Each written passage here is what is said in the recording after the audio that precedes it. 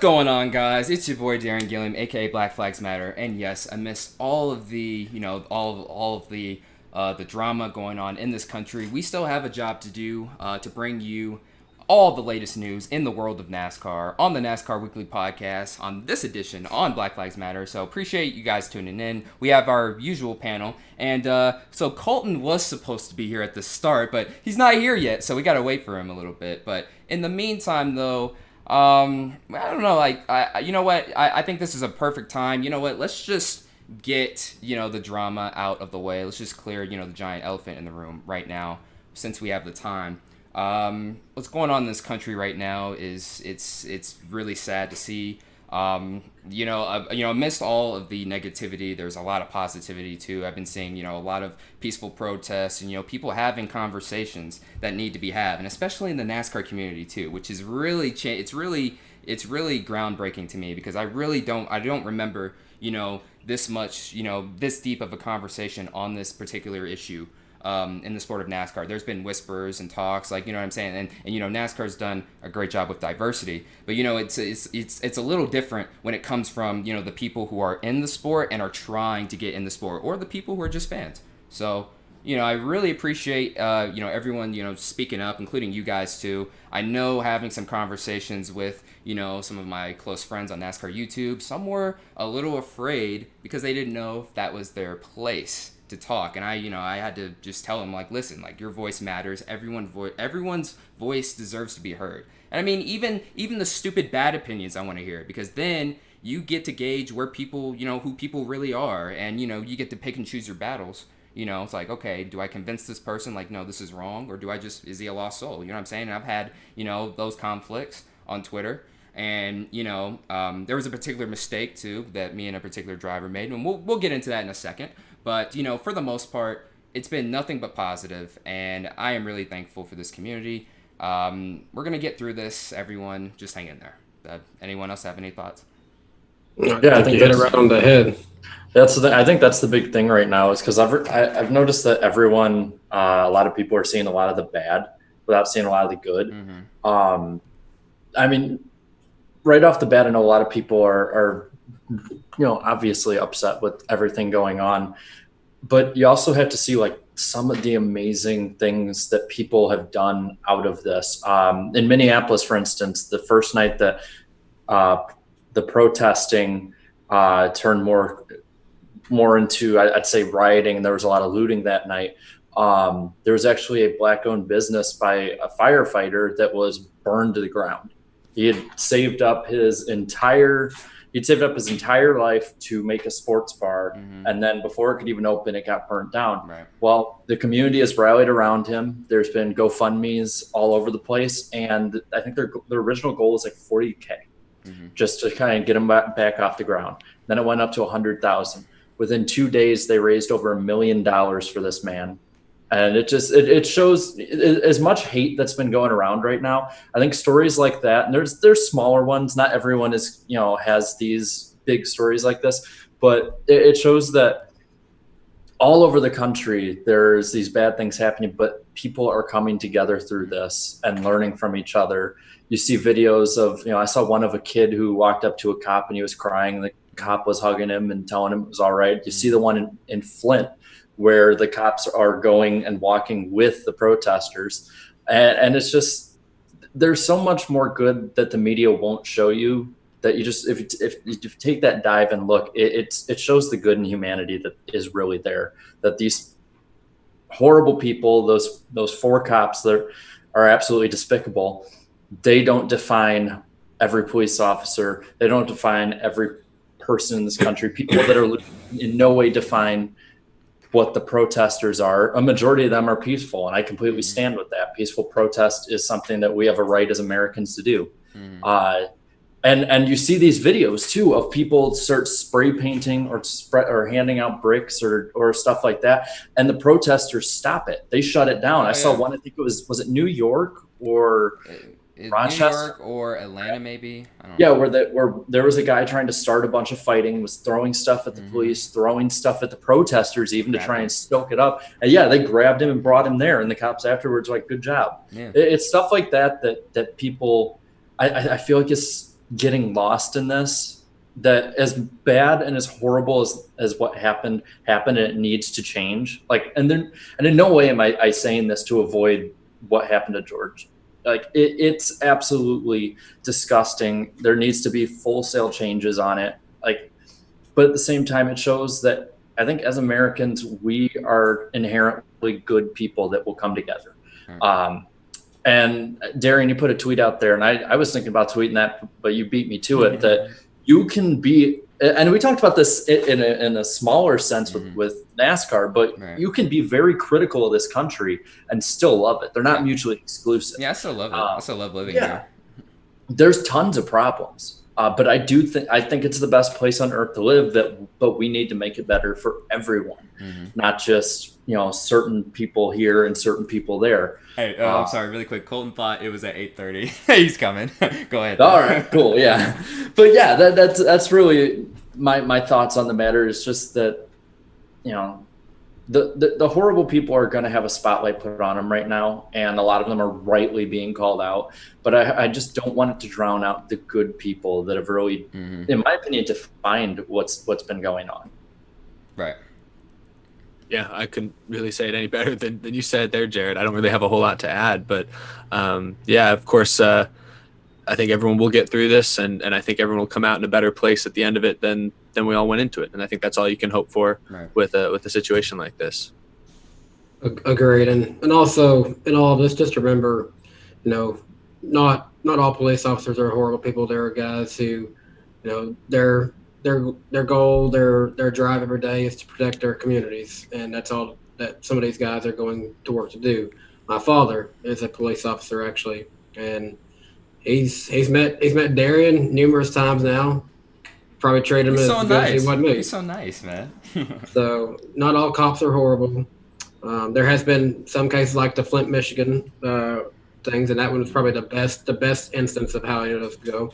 I saw a video today even from it's in LA, I think, and actress Keke Palmer was kind of the main person who was speaking. She was speaking to these National Guardsmen in their little troop they had, and they actually they couldn't leave their post because they have a much higher boss that they can't do that. But they were willing to even take a march just down the street and then come back. But then they actually ended up taking a knee right there with showing solidarity. So there are things that we can do to all come together, but also at the same time, remember,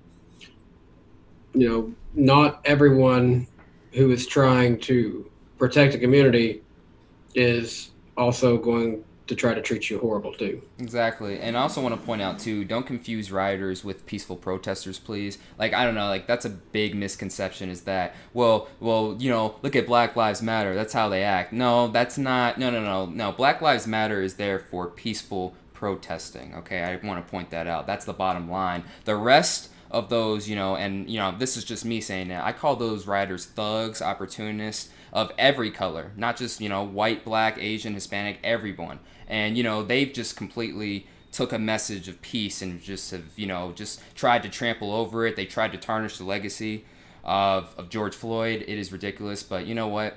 Yeah, I totally agree with Jarrett, man. Just, the way, this country's moving forward from this, man, and just the response to it. And now, all the officers are now charged. So hopefully something comes up from this. But, this won't be the last time that, I'm not just going to stay silent on certain topics like this. So, we'll keep y'all up to date. We'll see what happens. But you know what?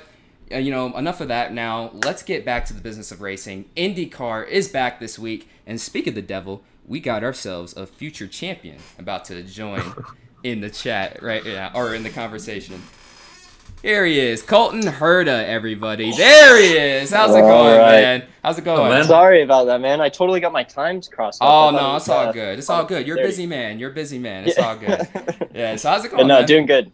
Good. That's good, man. So, opening day, basically, this Saturday, IndyCar, Texas. Now, I got to be honest, man. Here's the thing. 2018, I didn't know what the hell I was talking about. I was so disrespectful about IndyCar. I'm like, man, there's nothing going on there. They just have the Indy 500, man.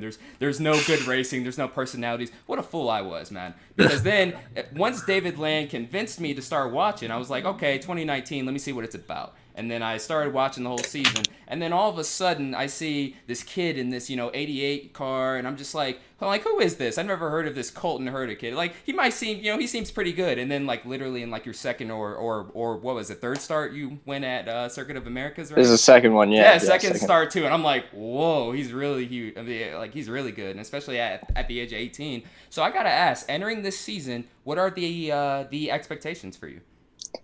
I'd like to make a championship run. After seeing the results all throughout the year, I had the speed right from the first round. So it was more about translating that speed into the race pace and keeping it consistent all season long, which is obviously the difficult part and where the experienced drivers come into play. And so I think if I could have a chance of getting a championship at the last round, I'd be happy, whether that be, really in the championship fight or just barely a mathematical chance.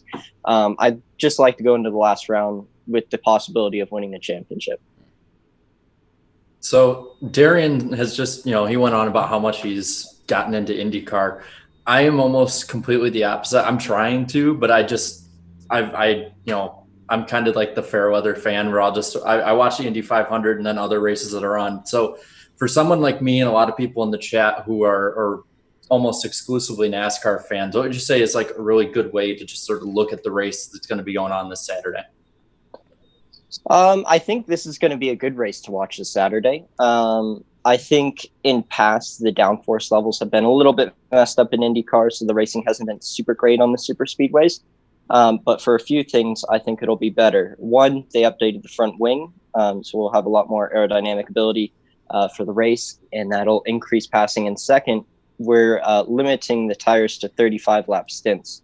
So a lot more rubber is going to be going down, which is going to hopefully open up lane 2 and make it a lot better race. But yeah, I mean, it's very different from NASCAR racing. Obviously, you could just tell from the cars, but I mean, they're to each their own. They're really cool. Obviously, IndyCar is really high speed and fast through the corners, and the racing is a little bit more spread out because we have the wings and downforce. So I could see why that's a turnoff to a NASCAR fan. But I mean, I don't think you can really compare the two. I think they're really cool in their own ways. Well, I wanted to ask, kind of going off that, similar to Jared, I've started getting into IndyCar a little bit more recently, but I don't sit down and watch every single race. But I was actually there when you won in Austin last year. That was my first IndyCar race I went to in person, so that was pretty cool to see. I was like, oh, this guy seems pretty new. Seems like he knows what he's doing. So I thought it was interesting because in NASCAR, a lot of the young drivers, like we haven't had a rookie win in NASCAR since in several years, and you don't see a lot of the young drivers succeed right off the bat. So that definitely caught my attention watching you a little bit last year. But I wanted to ask you about 2020 because obviously the whole world is kind of going with the flow, kind of making it up as they go along, and y'all's season looks a lot different this year. Your schedule looks a lot different. So how difficult has that been, kind of sitting around waiting for the season to get going, and now starting at Texas? I mean, what kind of unique challenges does that present to you guys? It's huge. So we, unlike the NASCAR guys, we're actually going to get some practice beforehand. We're going to have an hour practice, and the rookies get an hour and a half. So they're going to have 30 more minutes of practice. And so, I think the biggest challenges are, if you haven't seen the windscreen now on the IndyCar, that's going to change a lot, especially going into a super speedway. That's going to change what we call COP, the center of pressure. So where the wind hits and how it adjusts downforce. So it's going to be a big downforce adjustment, only an hour practice. It's going to be very intense. I think the race is going to be pretty crazy because I think some guys are going to be able to get the hang of the car and make the adjustments right, whereas some guys are going to have to wing it going into the race and make big adjustments after qualifying. So I think it's going to be a bit of a crazy one. Obviously Texas, from us going, 0 miles per hour for 8 months now, 9 months, and then going to Texas, which is 230 miles an hour, is a huge adjustment. So a lot of rookies that haven't done oval racing this year. So that's going to be interesting. And but I think overall, an hour practice time, it should be enough for everyone to get up to speed and get close enough to where we could have a good race. Sounds good. Colton, I'm like Jarrett. I don't really watch much IndyCar. I just watched Indy 500, so very casual IndyCar fan. But talking about you being a rookie last year, one guy who has been rumored to be looking to make his first IndyCar start is Jimmy Johnson for the world of NASCAR, being a 7-time champion. For you as a competitor, is there something about the possibility of a 7-time champion from another racing series coming over that excites you to get the opportunity to race with him? Yeah, it's super exciting. And I was actually very surprised that he wanted to do a road course rather than an oval. And I think it's going to be pretty incredible if he does. Sounds like it might happen, especially with McLaren coming in, and they should have the sponsorship to easily run a separate car. But yeah, I think it would be really cool. Obviously, guy's a legend, even to everybody in IndyCar, and the stuff that he's done is very respectable. He's pretty incredible, and I don't think he'll have too big of a problem. I think he's got the raw talent. And he still has it. He's running really good this year. So he still has the speed. So I think it's going to be pretty cool to see him when he does do it. I'm pretty sure he will do it eventually. And it'll be interesting to see how he does. I think he'll do very well. Speaking of McLaren, I read this article on motorsport.com, and I believe his name was Zach Brown, the head over at of McLaren's F1 team. He had some really good comments about you and Joseph Newgarden. So I gotta ask, man. Does that kind of run through your head, getting some ideas about possibly going up and competing for a world championship, perhaps down the line? You're so young now, so. Yeah, it would be awesome. Obviously Formula One is incredible. The technology that they have in those cars and just the fan base, the global fan base that it reaches is pretty crazy. So I think it would be awesome to be in Formula One. I'm not too fussed, though. I think I have a very good program going in IndyCar. Mm-hmm. If a Formula One seat comes, I would really have to sit back and think about it. And it would have to be right. I don't really want to step out of a front running team in IndyCar to go run in the midfield or at the back, regardless of it being Formula One or the money it would pay. I'd still like to be able to run up front and challenge for wins. Absolutely. So, just speaking of all motorsports in general, across the board, the last, I'd say decade or so, almost every motorsport has seen sort of a bit of a dip in the last couple of years. How would you say that maybe between IndyCar and NASCAR and Formula One, that all these racing series, is there a way do you think that they'd be able more to come together and work together, sort of like the Indy NASCAR doubleheader that might be able to sort of pool the fan bases in America together? I think it would be awesome. I don't necessarily think Formula One would ever do that. But I feel like it would be awesome to have NASCAR. Like you say, I think the fans are very different. I don't think there's a lot of guys that watch NASCAR and IndyCar. Mm-hmm. I think it's almost like two completely different sports to a lot of people. And I think it'd be awesome, even to get some of the IMSA guys on the weekends to run with IndyCar, run with NASCAR, would be very interesting. So I'd definitely be up for the idea, and it might even open the door for people to run in both series, which would be cool for a weekend. Could you see yourself kind of going off that? Could you ever see yourself trying to run in a NASCAR series or something like that, if they do more double headers down the line and there's more kind of planning behind it? Yeah, the biggest thing for me is I've been trying to, obviously I don't think it's going to happen this year, but hopefully next year getting a truck at Eldora. That's really what I want to do. Oh, yeah, y'all heard it here first. Oh my goodness. Now you got me excited now. Let's go dirt track racing. Let's go dirt track racing. No road course racing. Okay. Nice.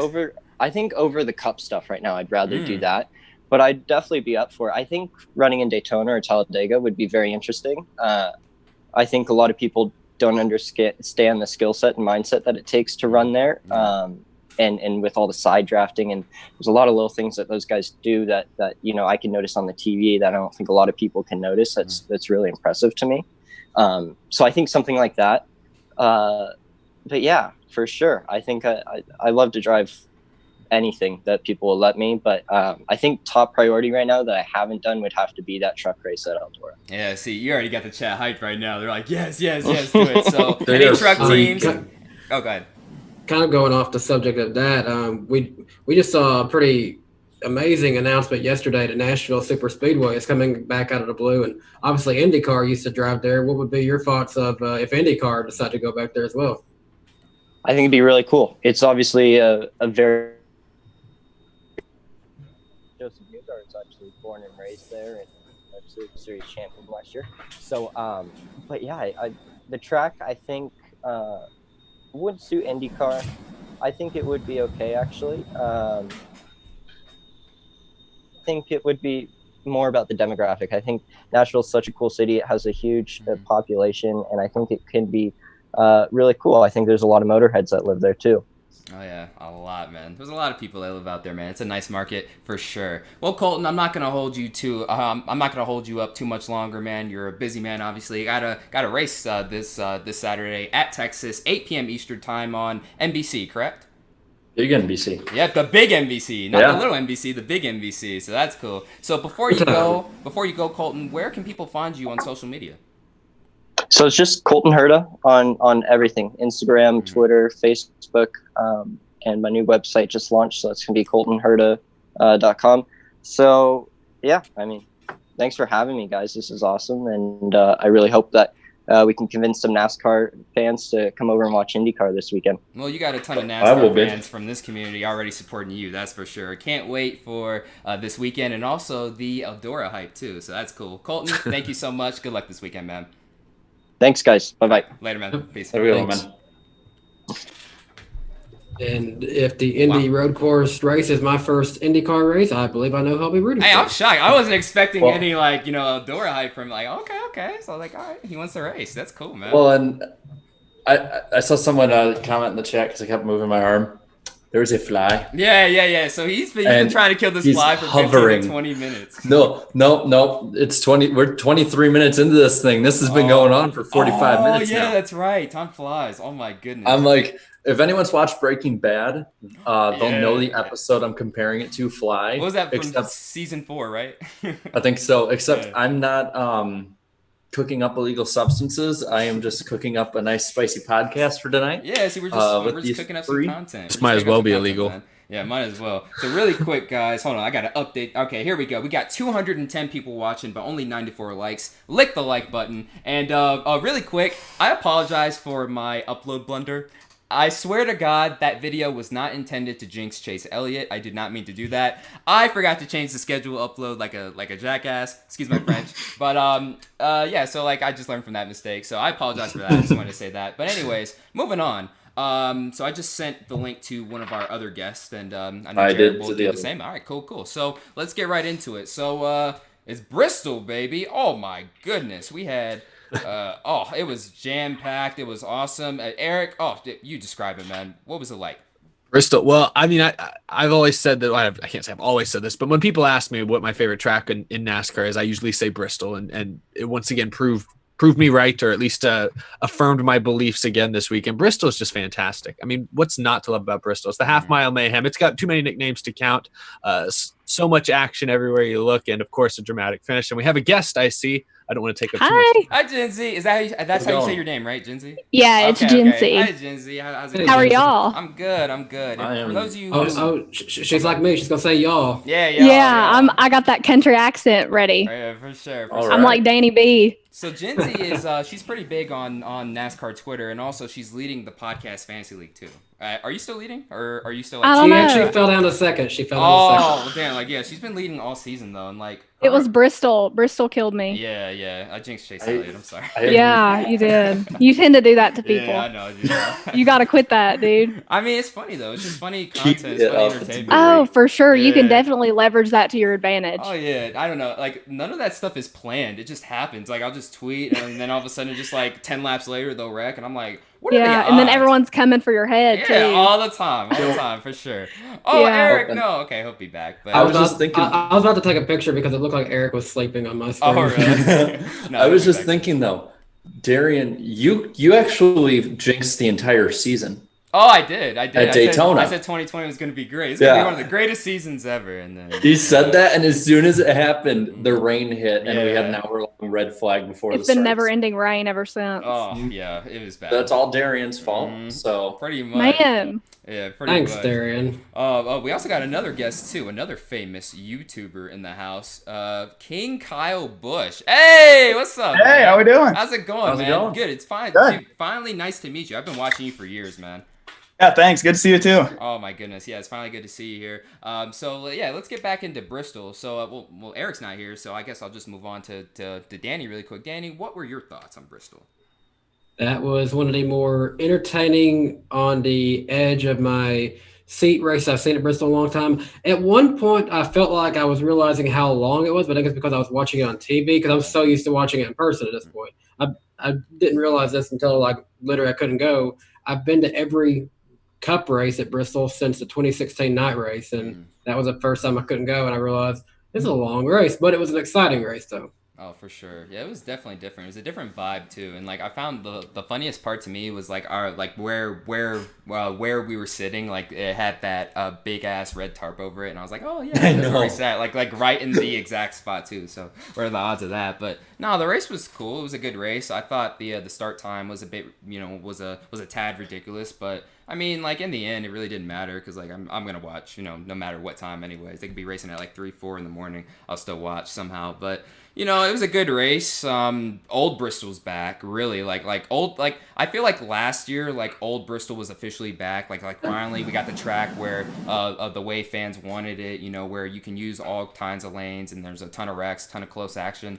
And I don't even want to call this old Bristol. It's like I don't know. It's different. It's different. Hybrid Bristol. It's hybrid. Yeah. Okay. It's PJ1 Bristol. Yeah. So PJ1 Bristol. There we go. Either PJ1 or hybrid Bristol. But yeah, this type of Bristol I prefer over the old Bristol, just because you can there's more passing that takes place. Because with the old Bristol, it was just one lane, and the only way you could pass is if you literally move them out of the way. So sometimes, but anyways, back to the race though, man. Like the whole Chase Elliott Logano fiasco was hilarious because Keselowski won again. Like Keselowski always gets so lucky. Like he's always in the right place at the right time. Yes, he is. Mm-hmm. And now him and Logano are tied for 2 wins. And poor Ryan Blaney doesn't even have one yet, and he should have like 2 or 3 by now, I think. He just can't catch a break. I gotta say this though, to my wife Claudia and Jinsey's credit here. Chase has done a great job of positioning himself to where he should have probably had 4 wins in a row, but things happened. Yeah, for sure. Yeah, it's bad.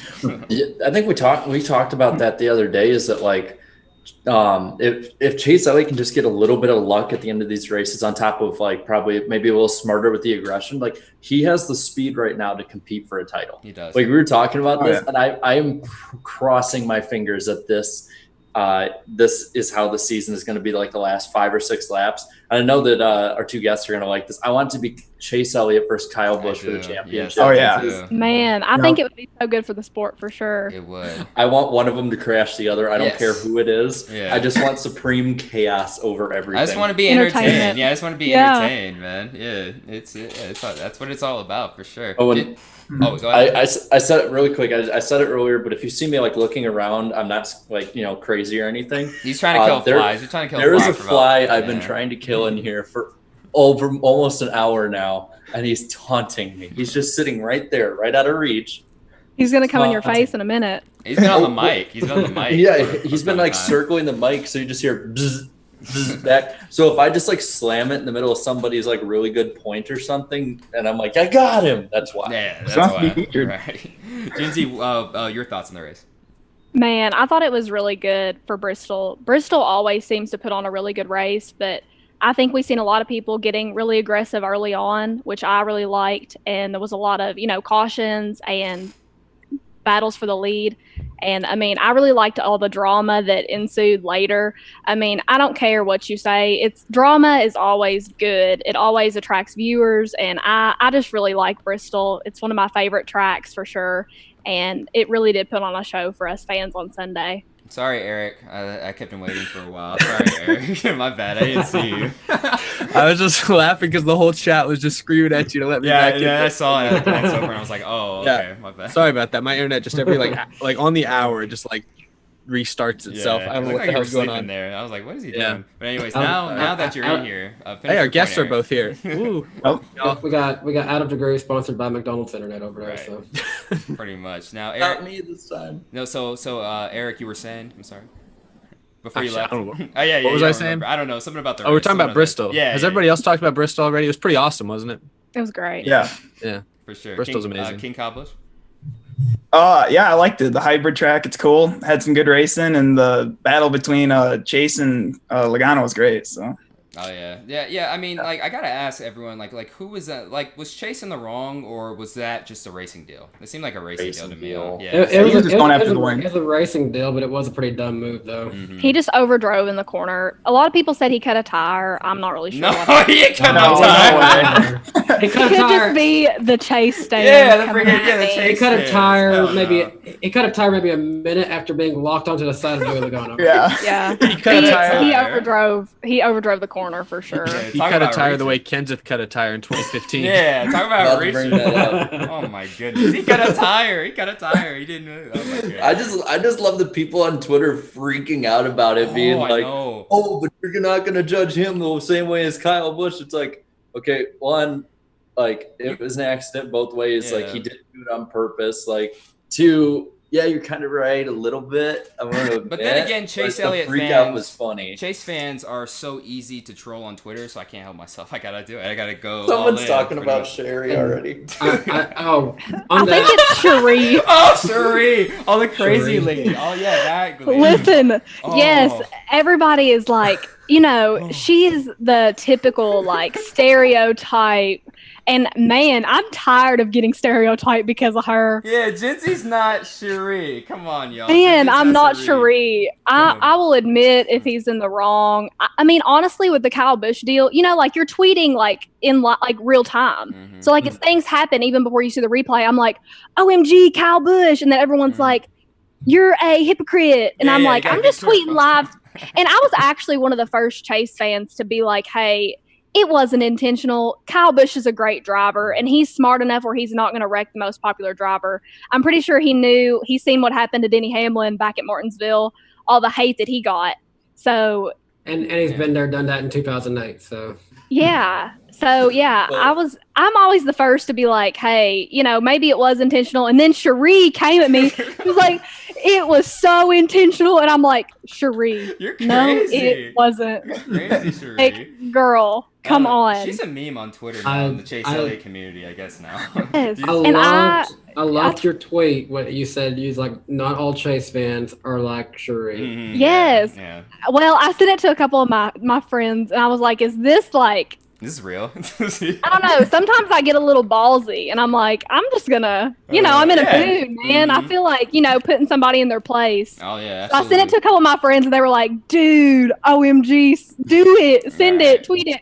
I'm like, okay. So I did. And then I actually ended up getting like 200 likes. Yeah. So I guess people do know who she is. Oh, and I'm not the only one that thinks that. Definitely. So. I remember when me and Jarrett, and I guess really Darian, first started out on YouTube, there wasn't a lot. There wasn't like, there was like people like Eric and Ken Kyle Busch been doing this for a while. There was others out there.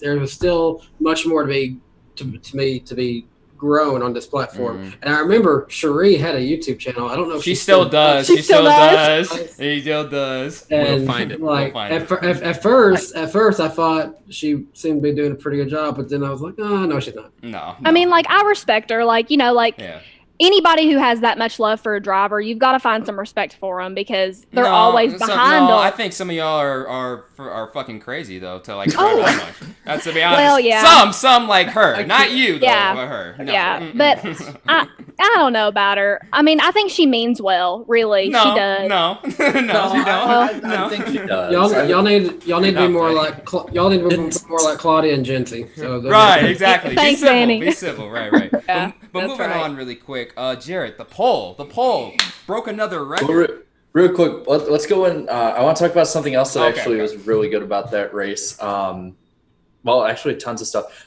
I'm sorry, the start of that race was hilarious.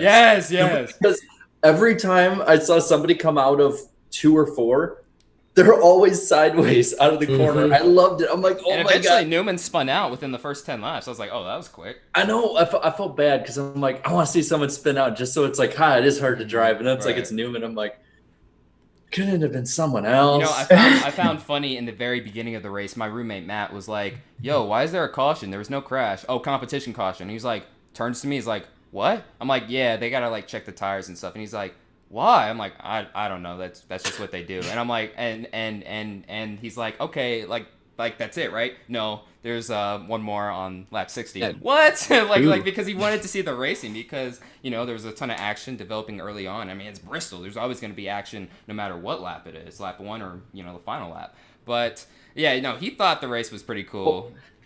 And I saw people complain. Like, granted, I wasn't crazy about 2 competition cautions. I'm like, no, let's keep it at 1 at least if we have to have one.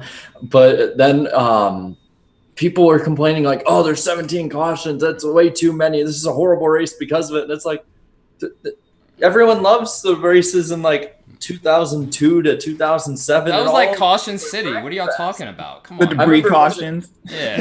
2005 was the first one I watched, and it was just like a caution every other lap. Yeah. Dale Jarrett got mad at Ryan Newman.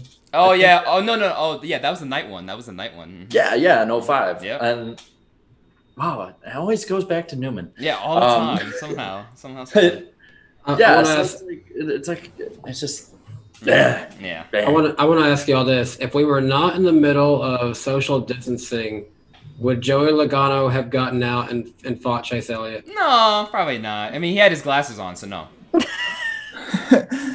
I mean, whenever Logano has his glasses on, he means business. He's always like, okay, I don't want to fight. I know it's short track racing and blah, blah, blah. In a fight, who do you all think would win between Chase and Logano? Oh, I don't know. Seeing them both fight would be Logano's pretty tall. I feel like Logano's got the reach. Tall.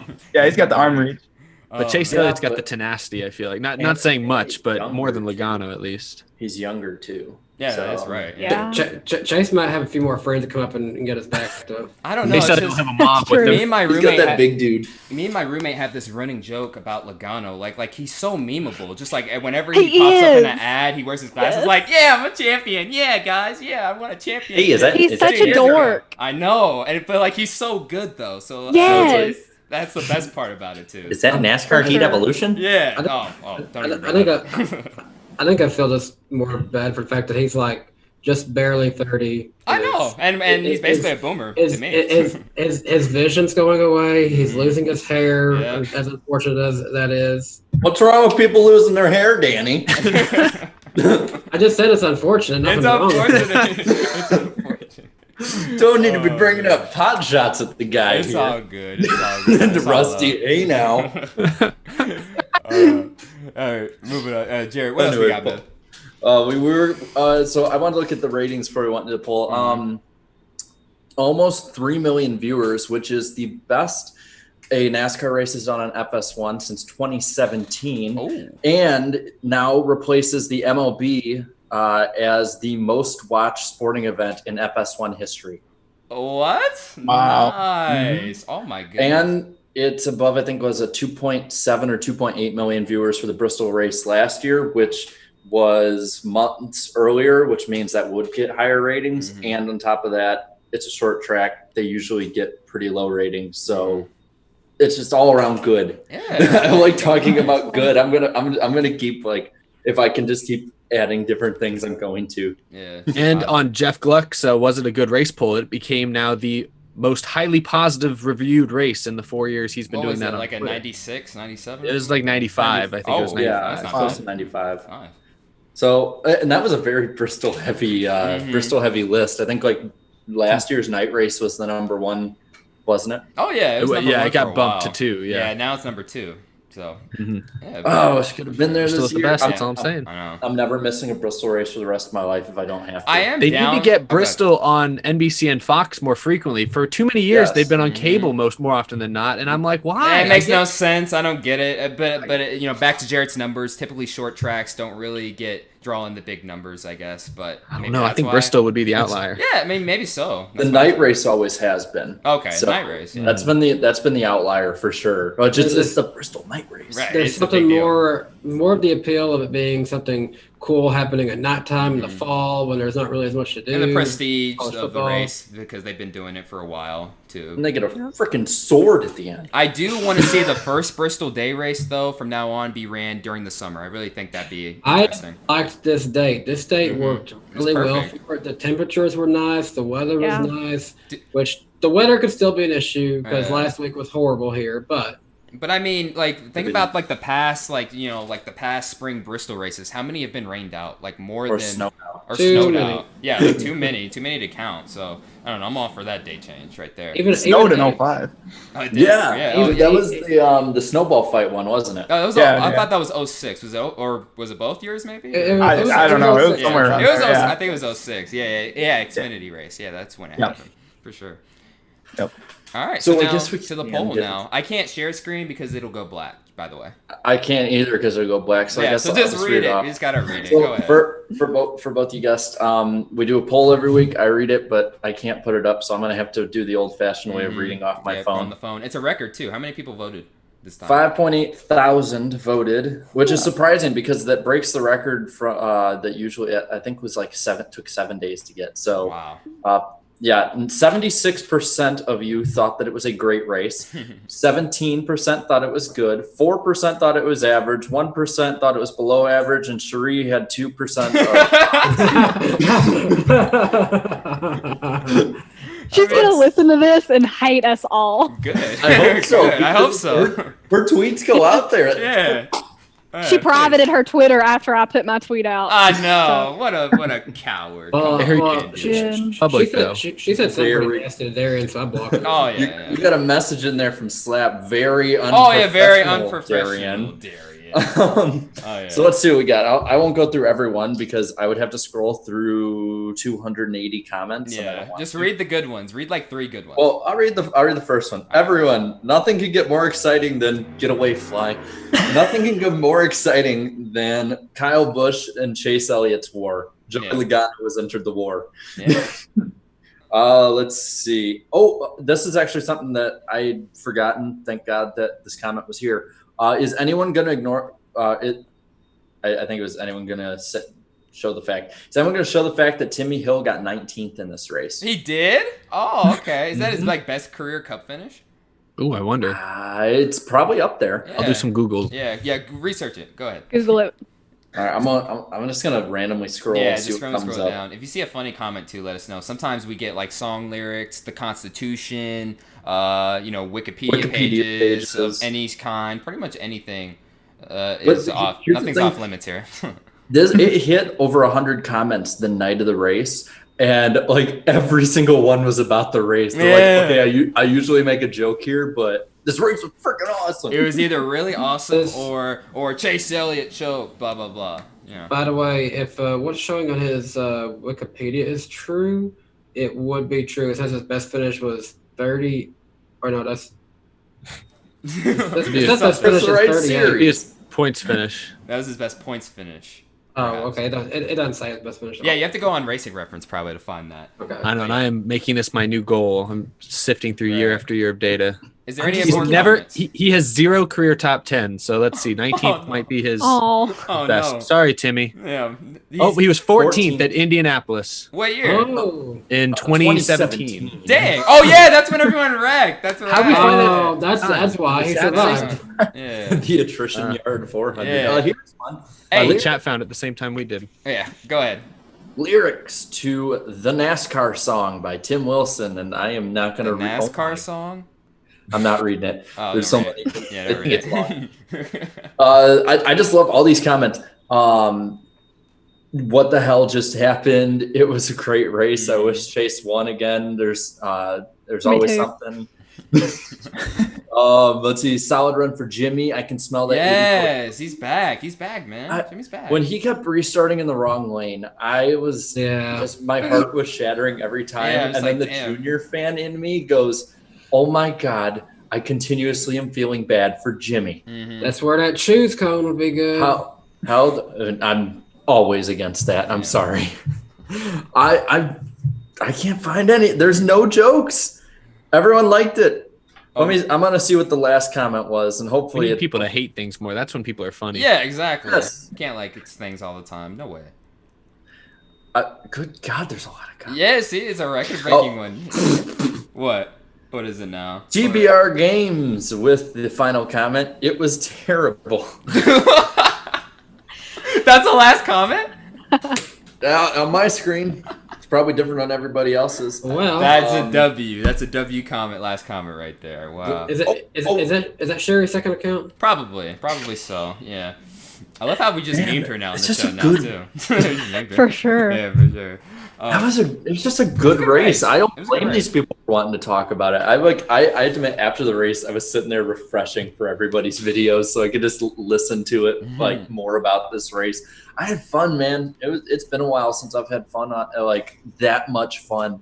That's like I'm like, I'm gonna make a video because this felt like old NASCAR. Exactly. Like you didn't know who was gonna win until like the final corner of the last lap. I was expecting Brad Keselowski to blow a tire and Quinn Boyer to win. Exactly. He Yeah. did. Really quick, GN, thank you for the $5, man. He says, for the first time in over a decade, it was impossible to get a ticket at Bristol. Yes, technically you're right. Yeah, technically yes, you're right. That was a good one. I saw another super chat. I'll pull that up, but in the meantime, another race took place on Monday, the Xfinity race, which that one was good too. Oh, that one was amazing. But the huge elephant in the room with that was basically Junior Motorsports versus Junior Motorsports there, and like there was a ton of debate. It's Noah Gregson's fault. He should have he shouldn't have been that aggressive. Well, Justin Allgaier, nope, it's his fault because he should have gave more room. Like what was he expecting Racing going for for a the win? But I mean, but what do you guys think about it, Jarrett? I mean, like, are you on Gregson's side? Just like, was he just racing for the win type deal, or what?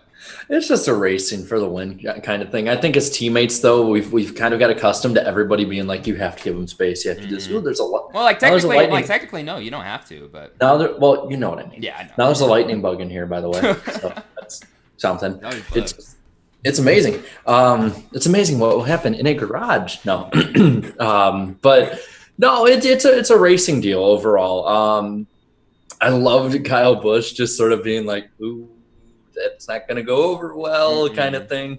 I'll be completely honest. The first thing that I thought of was that team meeting is going to be funny as hell because he's going to look at Junior probably and be like, crap. Yeah. And then the one I wouldn't want to talk to about it is Kelly or not. Oh yeah. No, I have a feeling. Yeah. I have a feeling that's going to be a very interesting conversation. It's one of those things that she's more the financial person. She's going to look at him and say, "Hey, every bit you won, we had to spend on Justin's car." Pretty much, it's like, hey, you're not getting paid from us because we're going to use your checks to pay to repair his car. That Christmas bonus you may have gotten, not anymore. And you know what? I mean, Noah's had such an amazing start to the year. 2 wins already. Like, sure, Daytona, he's looked better. But then Bristol, like, okay, Bristol, I mean, that's a track that requires real talent, and he was able to improve. Like, he's improving every week at a rapid pace, and it's insane. I mean, is he, like, destined for the 48 next year, or I wouldn't go that far. Wouldn't go that far yet? No, I don't think he matches the same persona that the other 3 guys that Hendrick have. No. I just don't know if he's the right guy for it. Don't know if he's the right fit necessarily at this time. Yeah, don't know yet. Really quick, let me get into some other super chats from earlier. GN, who sent $5 earlier, thanks man, says Nashville Super Speedway and SMI cannot let a repeat of 2011 Kentucky happen. If the first race fails, the reveal of Nashville Fairgrounds might die, or the revival, excuse me. 2011 Kentucky can't say too much. It's still going on to this day. Yeah. That's what I'm saying. Yeah. I think maybe speaking from the racing perspective, perhaps. Maybe say, don't let it be like Rockingham was. Don't let that happen. Yeah, exactly. Just stay open, stay afloat. And here's the thing I want to point out since we brought up the subject of Nashville Super Speedway. It is very important for Nashville Super Speedway to be a success if you want the fairgrounds to be an option. Yeah, and we'll get more into detail about that. There is a bigger picture. Right. And really quick, some more super chats. Jake with the $2. Good evening, boys. How's it going, man? And then Andrew with the $2. Bristol in the spring should be May from now on. Yes. We just talked about that. Totally agree with that. Like right after the Coke 600. Right, exactly. Always. And then Zane with the $2. He said, very unprofessional. I love that meme. Thank you, Slap. Appreciate it. Starting a new meme about me. I love it. But yeah, that'll do it for super chats. And what else do we have on top? We had another cup race. Was it the Charlotte 500K? Oh yeah, we had. Yeah, we got to talk about that. I forgot about that. Yeah, that happened. Well, a certain driver won that race. Yeah. How about we let Miss Jinsey talk about that one? Yeah, how was that race? Yeah. Oh, it was pretty good. Yeah. Chase Elliott. Yeah, I thought Auto Club was also just pretty good. Oh yeah, that was pretty good too, for sure. I mean, Chase Elliott, he's showing championship speed. We talked about it earlier. I mean, he passed Kevin Harvick straight up with like 24, 23 laps to go in that race, and then just sailed on home. And he would have won the 600. I mean, his dad never won the 600, so that would have been his own thing to say like, "Hey, I got this over you." But no, like, no, the racing gods, they're not gonna let it, they're not gonna let him have it just yet. He's got to be patient. But yeah, that race happened. It happened last week. I'm sorry, I wasn't prepared to talk about that race. Yeah, I forgot what happened on that one, to be honest. Yeah, it's like it stinks when like midweek racing is good, but it's also like, oh yeah. I think we should be quick with everyone on the panel, just one at a time. Do you even remember it after Bristol? And just give a yes or no at this point. No. As we're sitting here, I'm remembering more of it, but I mean, it was better than the 600, and I think everyone agreed it was because everyone had a higher sense of urgency with it being a much shorter. It was literally half the distance of the 600. So I just remember another race at Charlotte where Bowman dominated and choked it away. So yeah, I mean, so it happened, and yeah, now it's over. Chase won. That's it. That's all my analysis. Yeah. Good enough for the me. Experts. Yeah. Let's go into Nashville. Oh yeah, let's get into Nashville. Look, I'm wearing my Nashville shirt. Yeah, that's right. We're representing. Let me just drive a few minutes down the road and I'll get there for you guys. So I want to me and Danny are going to meet there. Right, exactly. So I want to ask the guests first, what were their thoughts on the whole Nashville Super Speedway revival deal? Very shocking, right, King Kyle Busch? Yeah, it was crazy. I'm excited to see, like, on the NASCAR circuit, there aren't too many big, concrete ovals except Dover like that. So it'll be interesting, I think. And isn't it it's under the guidance with the help of Dover Speedway too, correct? Yeah, I believe it's SMI, Dover, and another company, I believe.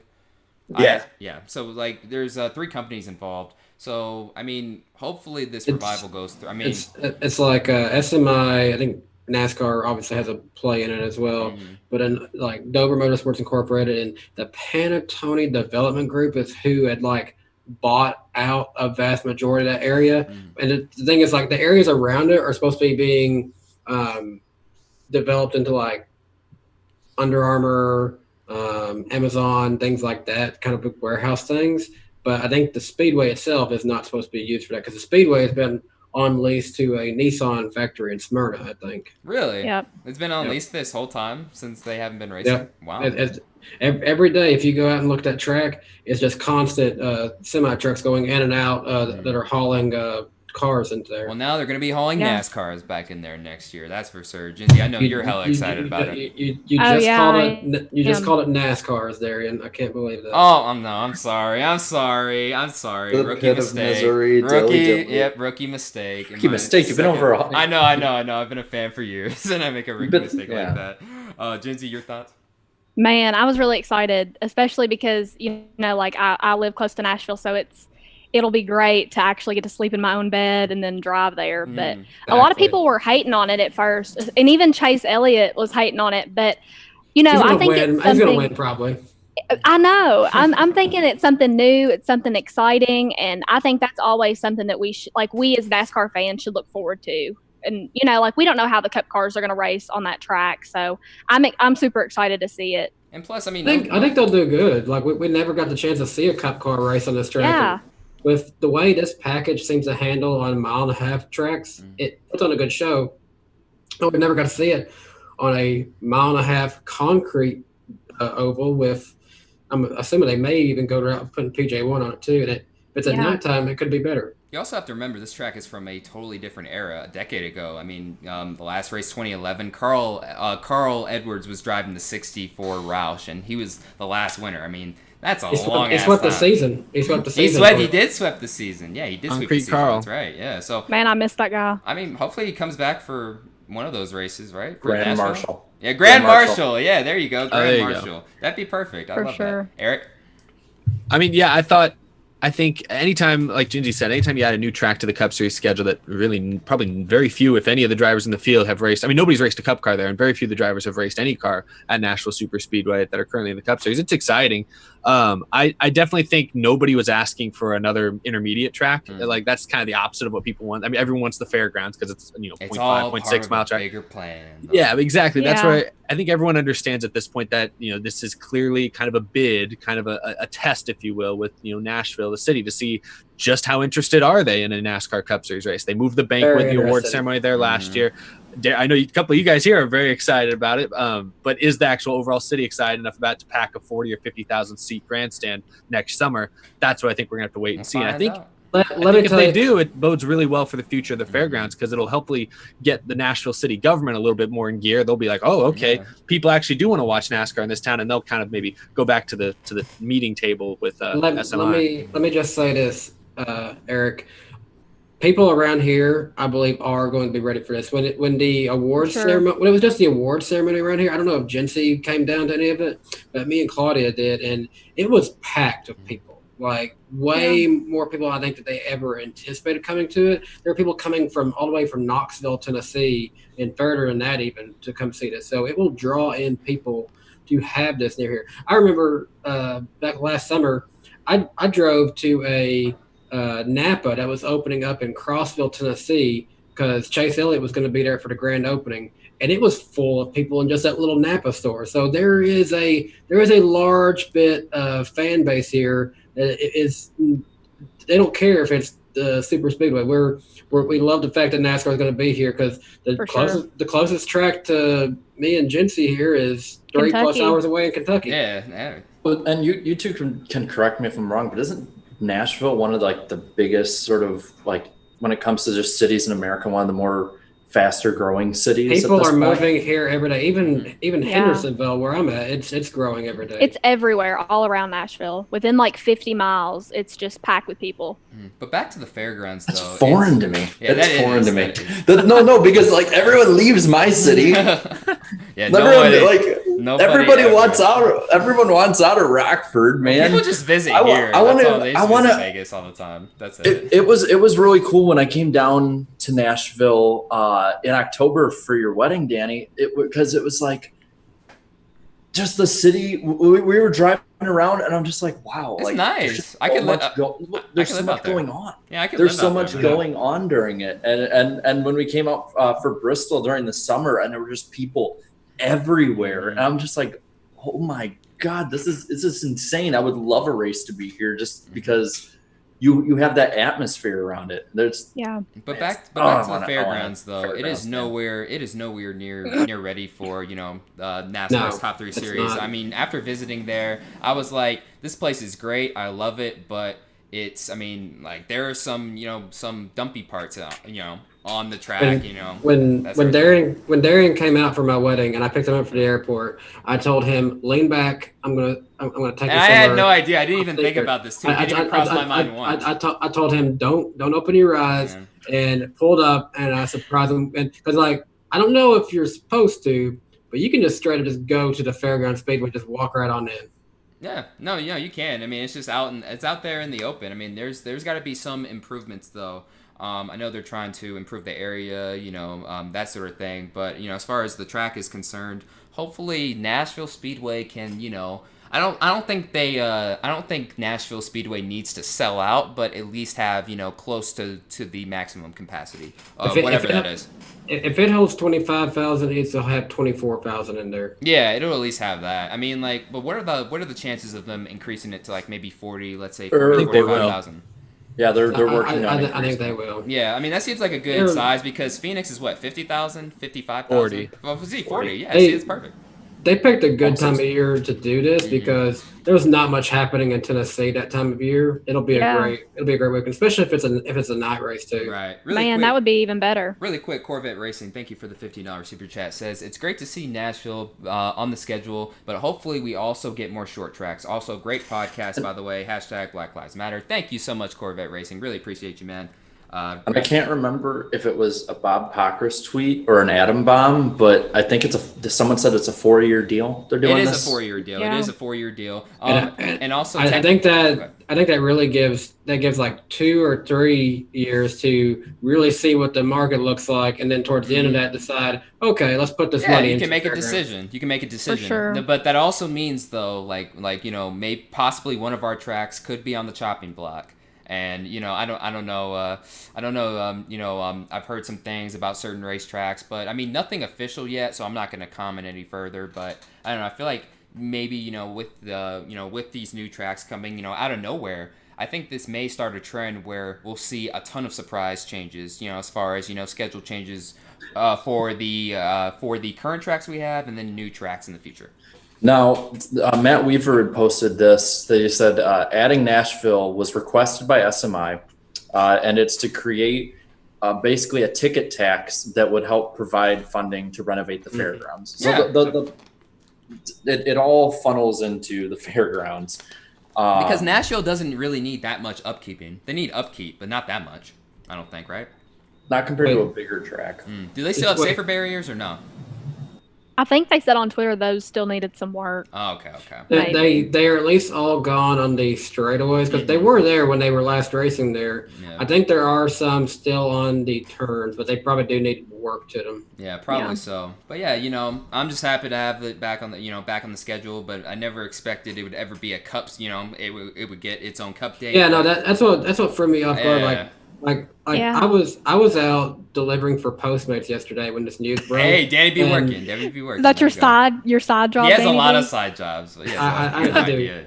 Good job. You got to in this day and age. But still, I was out doing that, and all of a sudden I started seeing like these tweets coming in. It's like at Enemy Talks, look at this, at Enemy Talks, look at this. I was like, what? I thought it was And I'm being like, trolled. I'm like, nice try, Adam Slurn. Me too. I was like, there's no way this is true. Yeah, I'm like, nice try, Adam Slurn. And then I saw the blue check mark. I was like, oh, like, yay, let's go. So that's cool. Oh man, I got Adam Stern's tweets like on notification at this point, just because he breaks them all the time, man. all the time. So I get this tweet and I'm just like, Nashville. I'm like, oh, the fairgrounds probably, right? And then I'm like, I click it and I go, Super Speedway or the Speedway.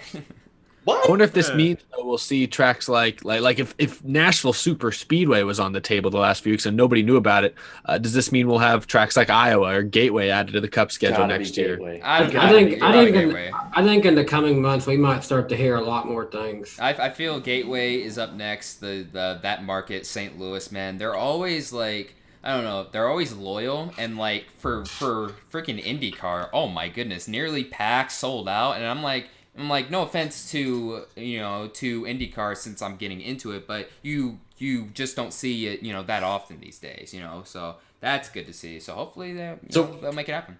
I want to build off that. Mm-hmm. I want to ask all of you what track that we aren't even really thinking, because I don't think anyone was really thinking about this track being added on. Granted, I know this is a specifically different circumstance completely than any of the others would be added on for, but are there any tracks that you guys or you all would think that is possible that Pikes we have Peak? I would love to have Pikes Peak back. I mean, I feel like Colorado, like that's a huge untapped racing market. It was really big in the early 2000s, but then again, like every track was sold out during that era. It was the golden era for a reason.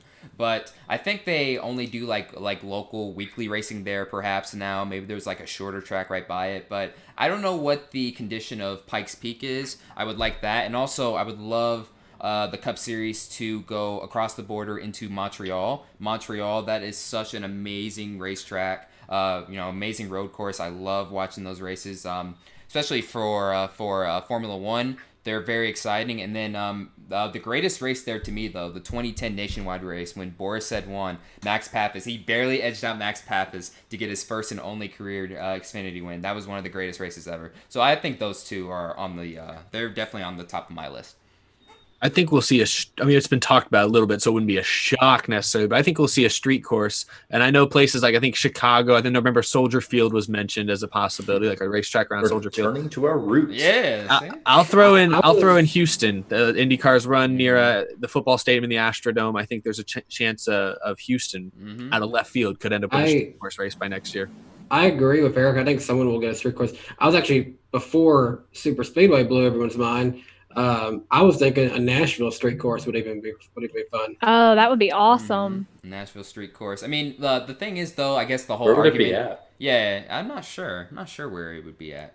I don't Where know. would you prefer for it to be at for you two that live around there? I guess the area around the Titan Stadium would make a lot of sense. Yeah, like Yeah. close to Broadway, I guess, where all the bars and stuff are downtown. For sure. King Oh Cowboys. gosh! Imagine them going right through Broadway. All right, Yeah, that'd be insane. All right, now King Cowboys. Go ahead. Yeah. When I think about bringing tracks back, I always think about the old nationwide tracks like Mhm. Memphis and Yeah, Lucas Oil. yeah, Some of those yeah. tracks like that. Those are fun to watch back in the day. We But, shouldn't have left Lucas Oil Speedway. We shouldn't have. We had it too good, man. We had it too good at the time. From what I understand, people at Memphis actually want to come back. They do. Like the city of Memphis. That's a good market too, right, Danny? Like, no, not as big as Nashville. Of course. Probably not. That track's not even actually like in Memphis either. It's a good ways out of Memphis too. Really? But it's close. Oh, okay. It's one of those deals. Kind of like Chicagoland, right, Jared? It's like not really in Chicago. It's kind of like It on might the as well be in outskirts. Indiana. Yeah, it's like on the outskirts of town. You said there's like one gas station by it, and they haven't updated their Brad Keselowski banner since like 2013 or 2012, right? 2012. Dude, they just completely left it for dead there. No, I'm thinking though with what a lot of people are saying, Chicagoland should be at least trying to. They're definitely putting a lot more effort into it. At least the For track sure. track itself has been putting effort. but Yeah. Really hopefully quick. the rest of the people. Really quick, Albino Rhino 001 with the $2 super chat. Thanks, man. It says Brooklyn Street Course for Cup Series. Yeah, that'd be cool. That'd be a cool market. I'm not sure how many fans are actually in Brooklyn though, but once this whole pandemic stuff is done, then yes, totally safe to have a street course there. But right now in the state of New York, I don't even want to go close there right now. Too much mess happening. But anyways, another super chat. Steve, thank you for the $3. Could you see NASCAR in the future? I cannot read. I cannot read. Oh my goodness. Could you And your see? camera can't even focus. Yeah, I know. It's like everything's out of whack. Jesus Christ. Could you see NASCAR in the future race in a dome? Something tells me that the fumes have said no. I think we'll die actually. So if it's an open dome, though, of course. If it's an open roof. I have been to an indoor demolition derby, and that was the worst experience I've ever had in my entire life. You almost died of carbon monoxide. I had to leave. This place was horrible. Their ventilation system was a bunch of big fans that were kind of just spinning around. They had like 3 giant fans, and then they did like a little lawnmower demolition derby. That wasn't so bad, but then they brought out the actual cars, and I was like, this is horrible. I smell awful. Oh, Wait a yo, minute. Cito, yes, Portland International Raceway. That place is underrated. So they had fans in there. I mean, I have a fan in here, but that doesn't move the air out of the building. Did you have to sign some sort of waiver like, hey, if you die, then it's not our fault? Oh, you could have sued them then. You could have acted like No, this. he couldn't. Oh. He would have been dead. Oh, yeah, that's right. If he didn't leave, so. I don't know how anyone survived that night, but I can't imagine the Chili Bowl because you got fumes and you got dirt all kicked up there. They're dedicated, man. They're dedicated. Yeah. I want to go see that race in person sometime, but I don't know. I'll have to deal with the fumes and all the dirt, but we'll see. Really quick, Jinsey, did you answer what track you think there is just out of left field coming into Any Cup? tracks? Man, I really just think fairgrounds. That's just what I've been really hoping for these past couple years. Mm-hmm. I am officially on the Gateway train. I really think that one's gonna come up. And I mean, I think I said in a video. I mean, no disrespect to IndyCar in this regard, but like that place seats 50,000. So like I think NASCAR could, and IndyCar is doing really well with attendance there, and it puts on great racing. So I think NASCAR could probably get better attendance, and I think NASCAR would put on really good racing there. Exactly. Here's my opinion. If with Indianapolis Motor Speedway, if we want to go to doing a full-on just do the road course configuration there, I'd be okay with that. But let's go to Indianapolis 2 times a year and also go to the short track up there, O'Reilly Raceway Park. Yeah. A week of Indy. A week of Indy, right on. And we would all actually finally love it. Really quick, super chats. Really quick waves with the $10 super chat. Iceberg, if Michigan loses a race, would you rather have Gateway or Iowa? I think I just answered that question. Gateway all the way. Yeah, Gateway, I'm going. Well, I'm out for. I talked about with that, and there's a lot of hype built around Gateway right now. Whereas Iowa, I feel like the hype for Iowa has really fallen off. Dead. Yeah, it's kind of dead. Yeah, it's kind of dead now. There's not really much initiative anymore, and like I want to see it. I want to see it though. I do want to see it though. That's for sure. Really quick, 2 more super chats. Blue Jimmy 48 fan with the $2. NASCAR fans in Brooklyn, population me, go Nets. Yes, yeah. See, the only NASCAR fan for sure in Brooklyn. And then Masky official with the $2. Unexpected track, Knoxville Raceway. Oh, okay. That is out of left field a bit. That's a dirt track. It's a little shorter, I think, than Eldora, and it's not really banked really good. I don't think. Like that's where the Knoxville Nationals take place, correct? Like obviously, or is that like no? Okay. Yeah, I didn't know if it was like the same Knoxville racetrack or whatever. Some of these racetracks. It's Knoxville, Iowa. Okay. Yeah, so in Iowa. See, that makes up for it. You don't have a cup date yet, but you have the Knoxville Nationals, so it's all good, right? All right, moving on. Jarrett, what do we have? What else do we have on tab? Yeah, I'm just going to lightning round. Yeah. We got a ton of things I can just roll off for everyone if you're good. Yeah, and I haven't done this in 2 weeks. I wasn't on the podcast last week. I wasn't feeling well, but by the way, you're gonna have to do this. You're gonna have to do stuff at the end of the show too. I forgot my Dale call. Oh yeah, that's right, for sure. And it's time for the lightning round on the NASCAR Weekly Podcast. Jarrett, what do we have on tap? We got sponsorship. What? We have a sponsor? No. No. I said that wrong. Damn, someday we will.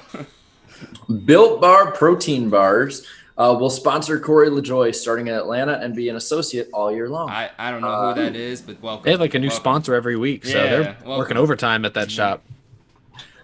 We need to hire him. For sure. Progressive Insurance is going to be sponsoring Ryan Newman. Flo, come to the racetrack.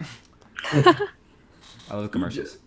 I just love the competing insurance companies with Geico stepping up their game this year, and now Progressive. Like, I don't know, that's pretty ballsy. I like that. What would happen if they crashed into each other? Oh, that'd be perfect. Yeah, it'd be perfect. I mean, like they should. I mean, if that happens, then they should like make some sort of ad. A commercial or something commercial with about it. Making fun of it. That'd be perfect. For sure.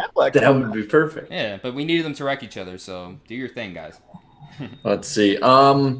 Alan Bestwick actually had said, and he showed a picture that he had and then recovered from COVID-19. You can't kill the king. You can't kill the king. He had a pretty mild case of it, I think. You dropped this king. You dropped your crown, king. Alan Bestwick's the king, man. We got a king in here and a king out there. No.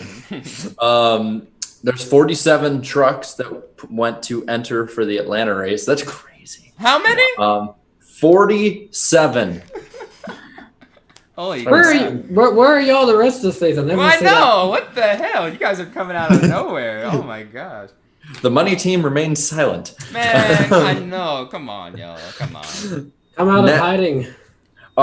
This is really cool. Actually, my local news reported on this. NASCAR tracks around the country, as well as other racetracks, are hosting graduation ceremonies. Daytona. Oh, yeah, that's awesome. I see these people like complaining, and then I'm like, you have the best graduation ceremony. Dude, I wanted ever. mine at a racetrack. I had mine in a freaking dome. Come on now. Yeah. You go to a racetrack, you don't have to wait through like all of the stuff. You just know. Sort of they get to drive across the finish line. Like, how cool would that be? Cool, guys. Come on. You guys only missed the final 2 months of your high school lives. No biggie. No biggie. But it's the best 4 years ever. Right. I know. Whoever said that is a freaking loser. I said that. I loved high school. I liked high school. I liked high school too. But I think it's getting better. That's part of life. Life is getting better year after year, man.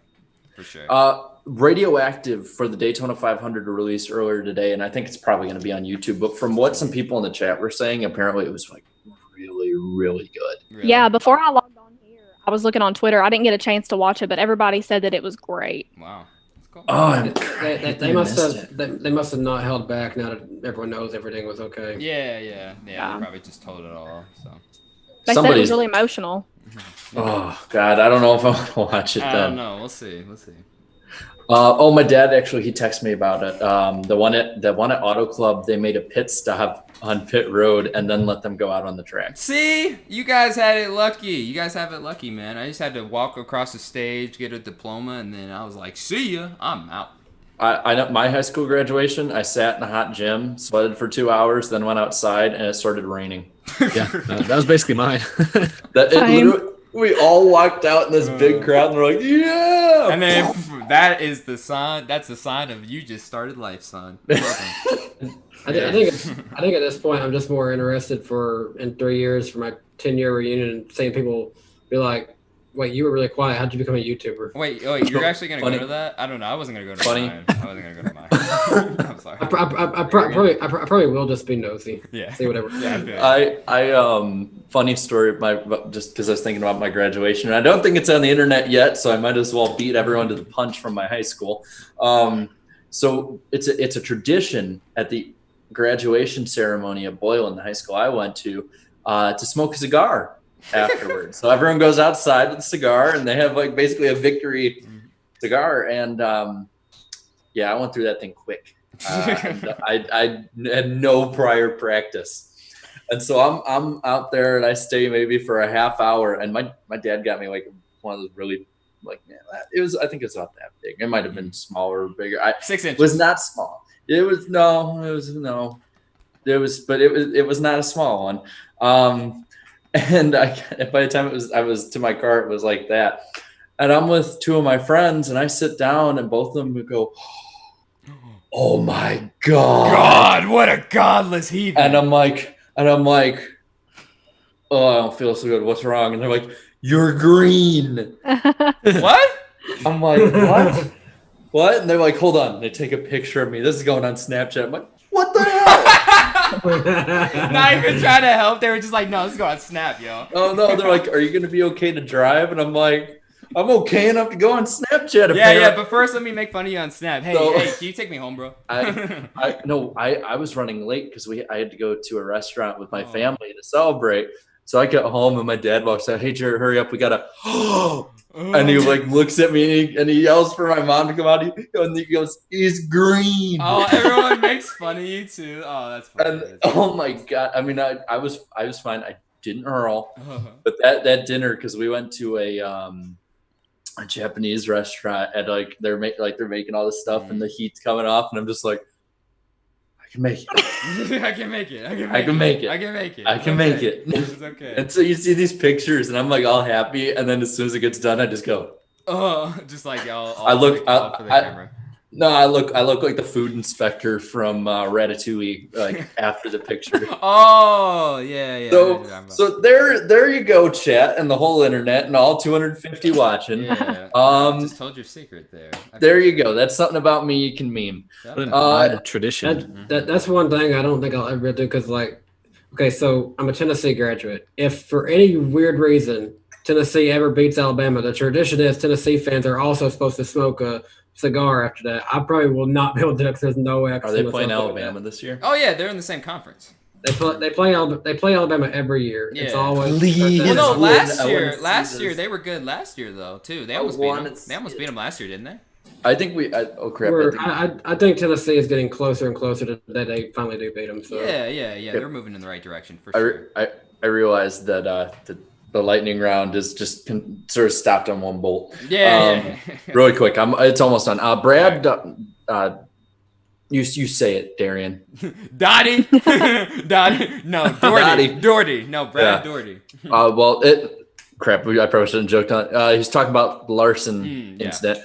Said it set us back another decade. So, and you see a lot more people talking about it with what's going on. Better news though, the Texas governor said that fans can start attending pro sports events at 20% capacity. So nice. Wait, one final question: has he done any sort of outreach during this time? No. It'd be a good time. I mean, it would be a good time to do so. I'm just saying. I'm kind of not sure about that. I don't know. I think he's the last person people want to hear from. Be like Ralph Northam or whatever his name from Virginia being. I saw some people also saying the same, the opposite stuff. So I'm seeing it all from all over the place.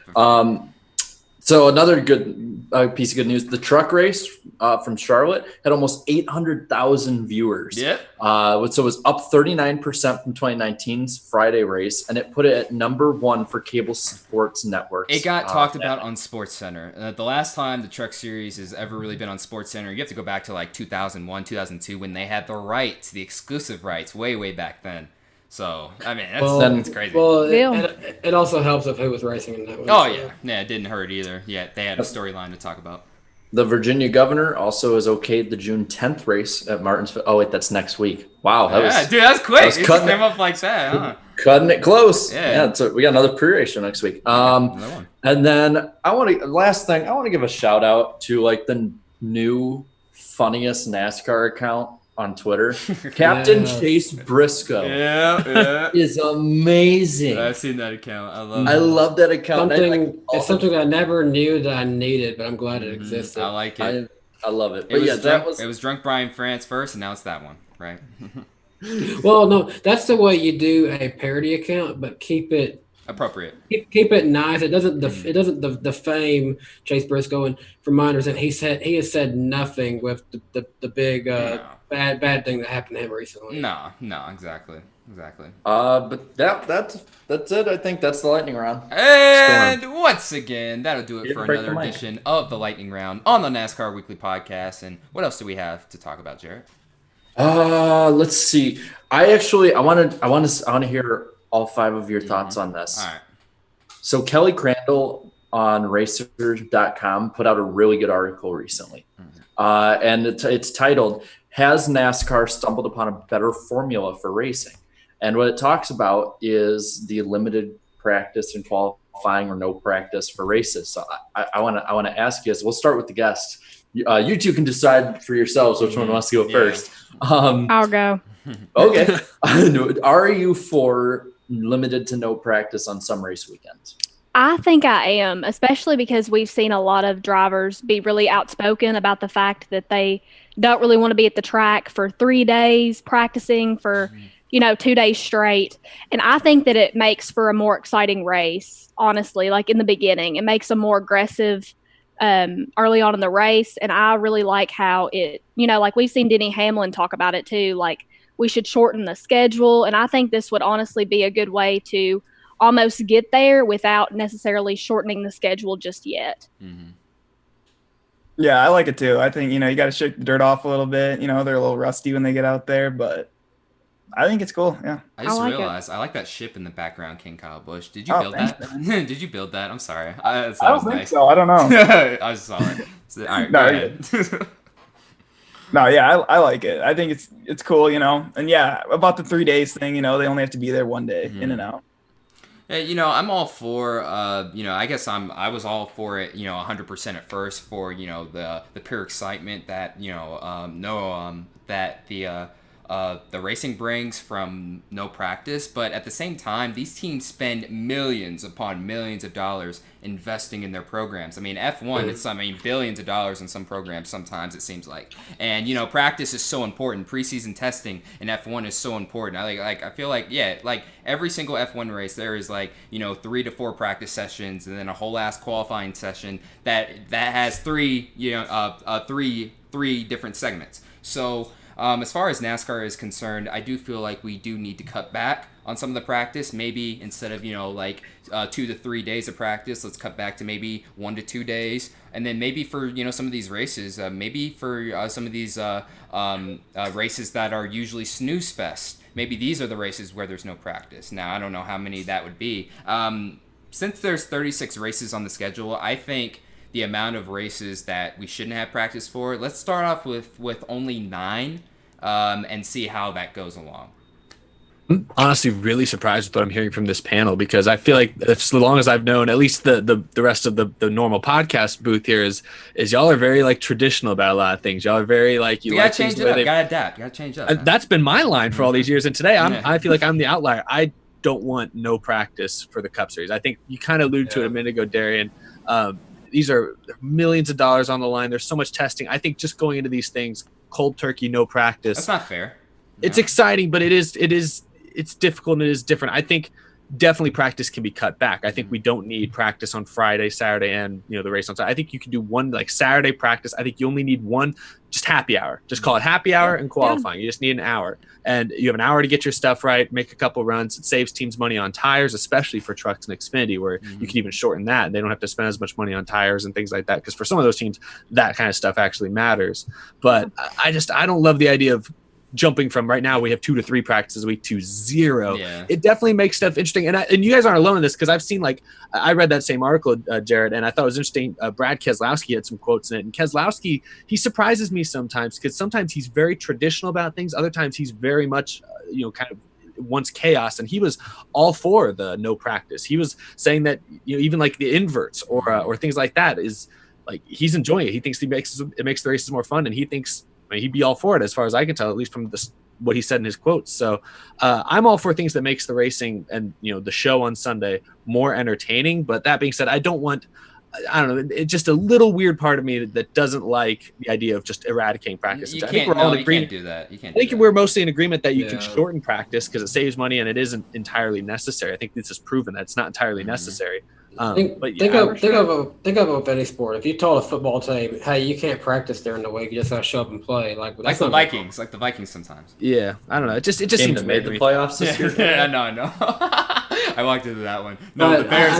The Bears. I think of it like this: like how important is practice time? Like I'm back into competing in fishing tournaments. I'm not trying to go off on a weird tangent here, like. Fishing. We should just go like this. Fishing all the time. We just do that every time fishing comes up. He always brings it up. Okay. But this is back to me being a competitor, though. Like I went out last weekend trying to prepare for this tournament. I didn't figure out anything, and I've got to go again on another day just to try to figure it out. Like that's why it's important for me to have maybe 1, maybe 2, maybe 3 days to try to figure out how to go catch fish in a lake if I want to do well. We're gonna tag team one of these days in those fishing tournaments. We'll tag team. I'll help you. I don't know how to fish, but I'll figure it out. I appreciate a little bit of practice too. That's illegal. I can't do that. Oh man. All right, never mind. We tried. Oh man. But go ahead, Eric. No, I was saying I also appreciate a little bit of practice because for people like us who like to talk about the sport regularly, I like getting a little bit of an idea of who's unloaded well each week and who's maybe made improvements through Saturday. Right. I just think I think most of us are kind of in agreement. You don't need 3.5, 4 hours of practice each weekend. No, that's I don't think anyone in the Cup Series needs that right now. I think this has been proof of that. But a little bit of practice I think is fair and adds intrigue to the weekend. I think I'm sort of on that boat too. In a lot of ways, like so for instance, like Daytona, like 500 speed week as it is now, I'd say you should get as much as possible just because that is your biggest race of the year. You need everything to go right. Biggest weekend of the year. But some of them, like for years, not years, decades now, drivers have been wanting to get rid of like those early morning practices for night races, for instance, and or getting rid of practices that are going to be nothing like what the actual race conditions are going to be. I'd say that for a few weekends a year, go for it, because I think that's one of the things that I see as one of the biggest complaints about, or leads into one of the biggest complaints that I see from a lot of fans, especially with the rules package we have now, is that it's like these are the best drivers in the world and they're not being challenged. Well, I don't think that's true, but I do think an extra bit of challenge added in would be something that would probably be really good and really show what team overall. Especially for the crew chiefs, whole new ball game. Well, I think it goes all the way back to the shop too. Oh yeah. Too. And at the same time, I think it also helps a portion of your base who is very, I'd say almost super traditional in the fact of run what you brung is what I always have heard, and that's something there. I'd say go with that. Why not? Give it a shot for some races, not all. I don't think we should do away with it, but they want to compress the weekend. They want to save money. That's one way, I guess, that they can go about doing it. Oh yeah, for sure. That is definitely the way to go. Really quick, Mr. Anti-Ant with the $2. Thanks, man. What road course do you think we'll see in the Cup Series in 2021?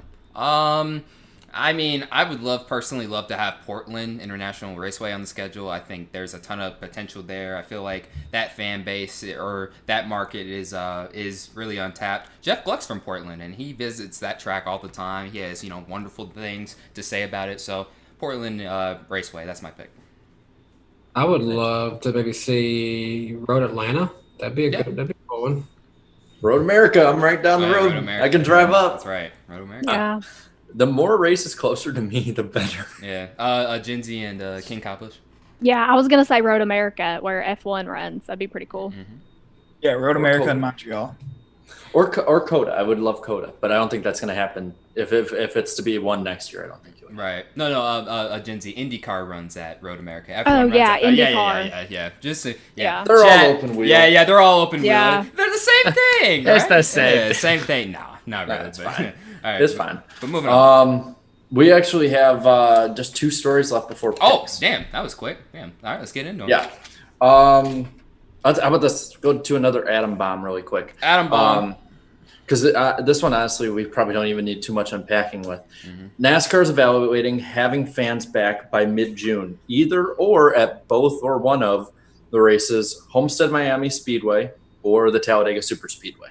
So, Ooh, I know IDK is like, yo, Homestead, because he was at the track the other day too. He was wearing a freaking black ass hoodie in the freaking 90-degree weather. I'm like, why? Because it matched the mask. Oh my god. So yeah, he had to take pictures out there. Kid's funny, man. But yeah, I'm glad some things are returning to normal. it's not for sure. Not for sure yet gonna happen, but the potential is there. I am just a little concerned. Are we, moving forward, getting back into normalcy too soon? I mean, I was. We've had arguably millions of people out. Yeah, really just out and other, about, so. and like nobody cares, and like I don't know. I haven't heard much news on like Corona spikes yet. The cat has ripped up the bag at this point. Yeah, on the public's view. Yeah, so basically nobody cares anymore, and I don't know. Hopefully, I would love Homestead to be the first race back. I mean, I don't know.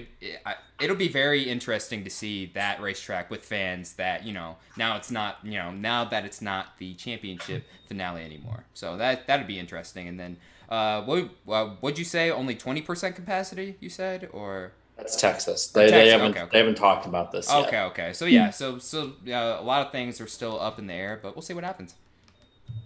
Yeah, it's just difficult because they haven't said anything. Homestead's like 10 days away, and they haven't said anything publicly. So, like, I don't know. Yeah. Like, what are you going to do if people who already bought tickets, like, I'm sure more than 25 or 50% of those stands were full based on prior ticket sales. Like, I don't know, just what kind of – it feels kind of last second to put a policy in place for some of those places. But if they make it work, I mean – we'll see. Is what it is. Yeah. Anyone else? No, anyone else? No? All right, go ahead. Last story before picks. All right. The next portion of the schedule was possibly leaked. I don't know how true it is, but I mean, no one's come out and denied it. Yeah, so let's talk about it. Yeah, I saw that. Well, run down the schedule again. What is so the doubleheader at Pocono stays the same as well as Indianapolis. Good. Kentucky surprisingly was put on Sunday instead of Saturday. Yeah. That's weird. That is weird. Then July 15th, Wednesday for the Charlotte All-Star Race, which I'm surprised they're getting that one in, but maybe it's just probably the TV guys are like, hey, we need an extra race. They have people who've already paid for it. So. Yeah, definitely. July 19th, Texas on Sunday. A Thursday night race on July 23rd at Kansas, which that surprised me it wouldn't be on Wednesday. Man, that is surprising. Especially since the next race after that would be that. Well, no, wait. Then there'd be. It looks like there'd be a bye week, which that surprises me. If this is true, that surprises me. We've had enough bye weeks. Yeah, how many bye weeks have we had for a while? Y'all don't need no more. Come on. We had a second off season. Yeah, pretty much. August 2nd, Sunday, New Hampshire, and then a doubleheader the 8th and 9th at Michigan. So I don't know who wants to go first on here. I like the schedule. I mean, I feel like it's good for under the circumstances. I do wish though that they got a little bit more creative with the whole with the All-Star race this time. Maybe like run it somewhere else. But I mean, I understand though, like it's Charlotte's race, and they need the TV money. Business is business. But other than that, I mean, I'm glad the Pocono doubleheader gets to stay. And you said the Michigan doubleheader is going to happen too, right? That's what it says. Again, it's not. Well, like, yeah, but that's what it says. So we're speculating. We're all for reckless speculation. Yeah, we're just speculating, man. That's what we do half the time. We need to get a soundboard that says We do need to get that. But yeah, no, the schedule is cool. Nothing too major. I just wish, Daytona was still, in July. But to each his own, I guess.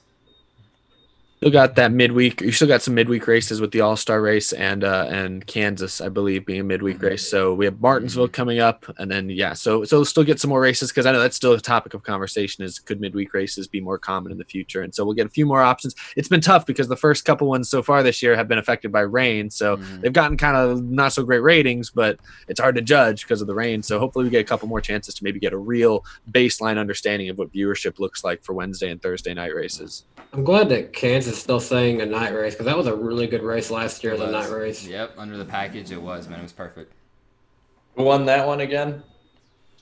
Brad. Yeah, Brad. Yeah, who almost won? Alex finished second. I'm just saying there's a common theme here of, just all the time. Like our favorites get beat out by Brad Keselowski. As a junior fan, I suffered from that religiously almost. It was like, oh yeah, another one. Brad beats Dale. Yeah, it's just that good, man, for sure. King Cowbush. I like it. I like the double headers. You said they keep the Pocono one, so that's cool. And the weekday races, yeah. Yeah, I have to agree with what all you all said. I don't think it's anything super like out of the ordinary, but they're doing the best with what they got. So we'll still get to see a lot of races, a lot of racing, which I like. Yeah, for sure. I know it's funny because my wife Claudia, she makes a calendar every year and she puts the NASCAR dates on it. So then typical woman. Yeah, we flipped up to June, and I was like, wrong. Yeah, wrong. Yeah, I know. Yeah, just like start crossing out. Like, okay, that didn't. She messed up the whole calendar. Pretty much for the first time ever. Oh man.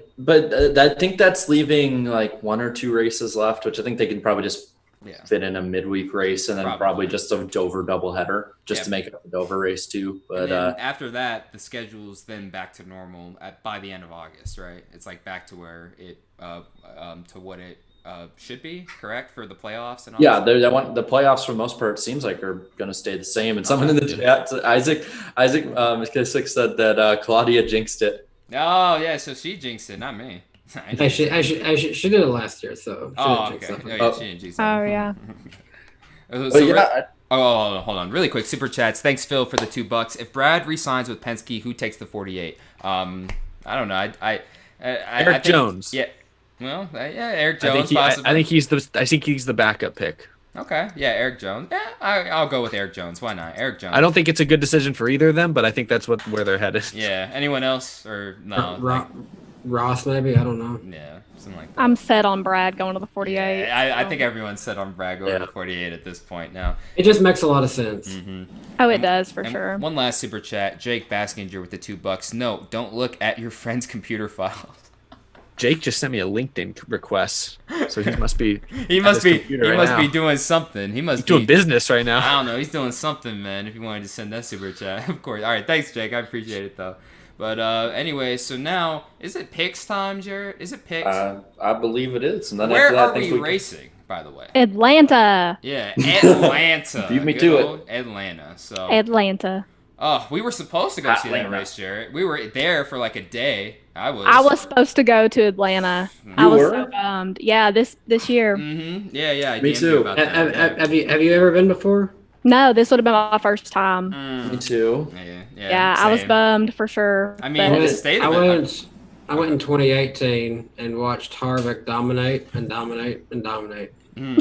Like the city of Atlanta is pretty nice, but I mean, I went there for NASCAR, and like basically I freaking landed, and then they said no fans, and then me, Jared, and Sloppy went to the gym, stayed up till 4 a.m. just BSing, and then we find out, oh my gosh, like everything's crashing down. Go home. I'm like, all right, I'm going home. So I drove 11 hours down, only to find out as soon as I crossed into Georgia.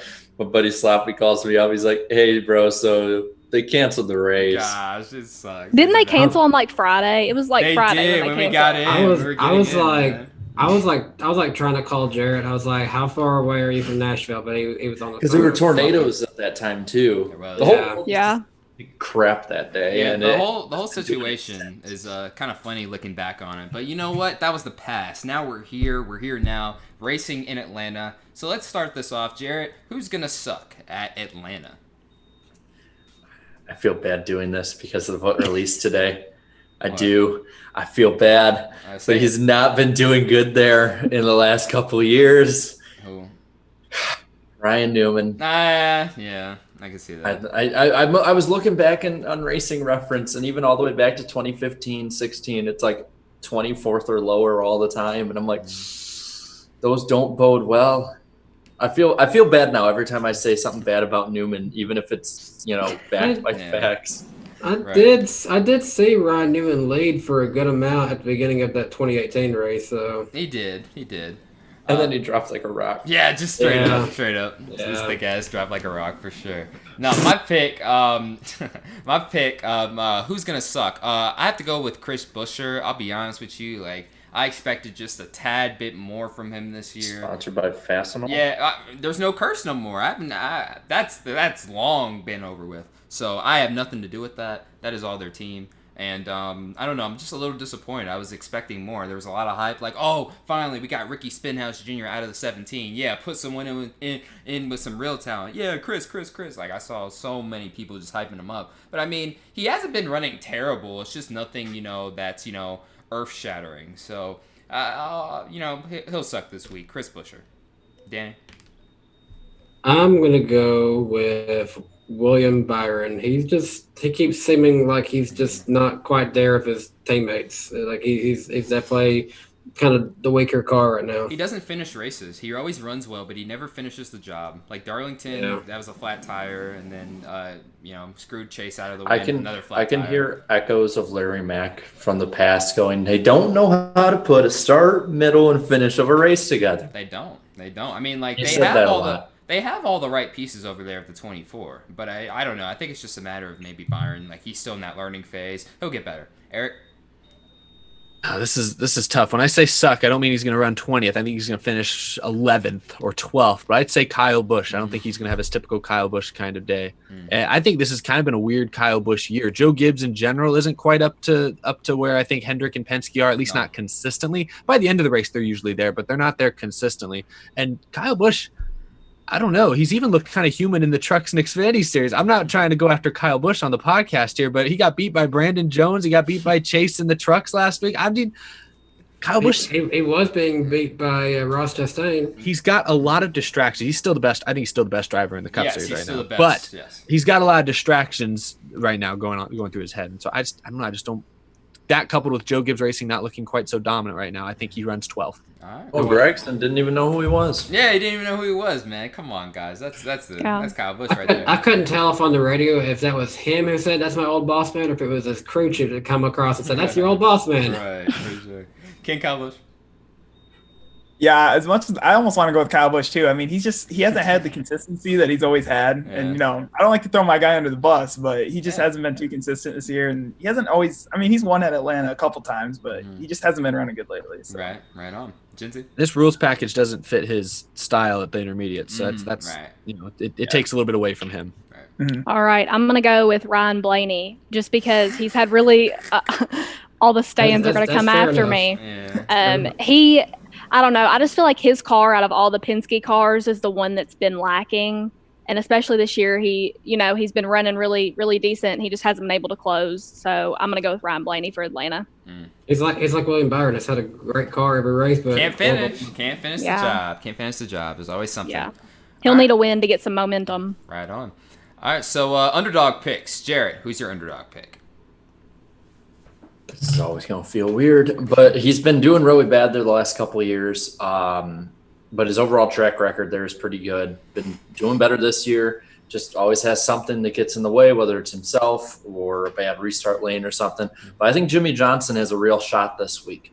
It still feels weird having a 7-time champion be the underdog. We're probably understanding what people in the late 80s and the first 3 years in the 90s felt like with Richard Petty. Yeah, probably. Like, it just feels weird to say it. But I do think Jimmy Johnson's going to be up there. For how long, I don't know, because it's like I said, it seems like something always happens to him. But he has the speed to win 84 and maybe 85 are very possible this year. I mark my words. I think that he will be right below Jeff Gordon on the wins list. How many wins behind? I don't know, but I think he will have more than one win this year. Maybe this is the first of them. Yeah. I think I'd rather be behind in race wins than be behind in championships. Yeah, most definitely. Championships, that's the most important thing, man. Yep, solidifying a legacy, that's for sure. I'm going to go with, for my underdog pick, I'm going to go with Christopher Bell. Christopher Bell is, I don't know, I expected more this year, but I mean, hey, still, a rookie. He's had like 2 or let me say 3 amazing saves this year. I'm like, how in the hell did you save that car, Chris? But then, I mean, he's a dirt racer, so it's nothing to him, really. I mean, cars on the apron spinning at like, 180 miles per hour or like about to spin. It's like, oh, okay, I'll just gather it up and I'll keep going. But it hasn't helped that Bob Levine Racing. It seems they've taken some steps back, which wasn't projected this year. I mean, when we first had him on this year, he was expecting like, yeah, Chris, he's been in the simulator, he's ready. But then, throw, like all the stuff that's been happening, that's been going on with some bad luck. And that's what happens. But I think they're moving in the right direction, though, still, despite not getting the results. Christopher Bell, underdog pick. I am going to say the guy who used to drive Christopher Bell's car, Matt DiBenedetto. I think Paul Menard drove the car before him, and one of his best tracks, both the way he usually ran, and I think even stats-wise, was probably Atlanta, and he would always seem to do really well there. So having his old notes as a driver in there, I'm sure, could play really well for DiBenedetto, who has done pretty well on these intermediate tracks this year. So I could see a good run from him. All right. I'm hesitant to pick this guy because I saw a report today that said he is what's the I think it's David Smith from the Athletic, who I think started it, the PEER, which is basically rates a driver's performance in their equipment. And I saw a report today that Eric Almirola this year has the worst of any driver in the Cup Series. So he is apparently, according to however they calculate that, he has been the worst driver, especially based on his equipment. And I'm looking at his numbers just right now. He only has 3 top 10s this year in 9 races, a best finish of 7th this season. That kind of sucks. That will not. That kind of sucks. But if I remember, he led a significant amount of laps at Atlanta last year. I think he ended up. I had it pulled up earlier. I think he finished top 10 at Atlanta last year. Somebody correct me if I'm wrong. He did. So I'll go with Eric Almirola. The Fords are usually fast at big tracks like this, so I'll go with Eric Almirola as my underdog pick. He is a true underdog because he is apparently the least valuable driver in the Cup Series this year, according to the numbers. Let me ask you guys this: would you be disappointed if Almirola's time in a 10 was shorter than Danica's time in a 10? You know what? A little, because but then again, it's like, well, Danica was there for other reasons, though, so different circumstances. Yeah. Look at Jared. He's counting up the years too. Like I said before, YouTube, the last couple of years of NASCAR for me, I wasn't as into it as I am now. Yeah. Now I'm like, I have a renewed sense of passion in life. But yeah, so I wouldn't be too upset. Yeah. All right, King Cowboys.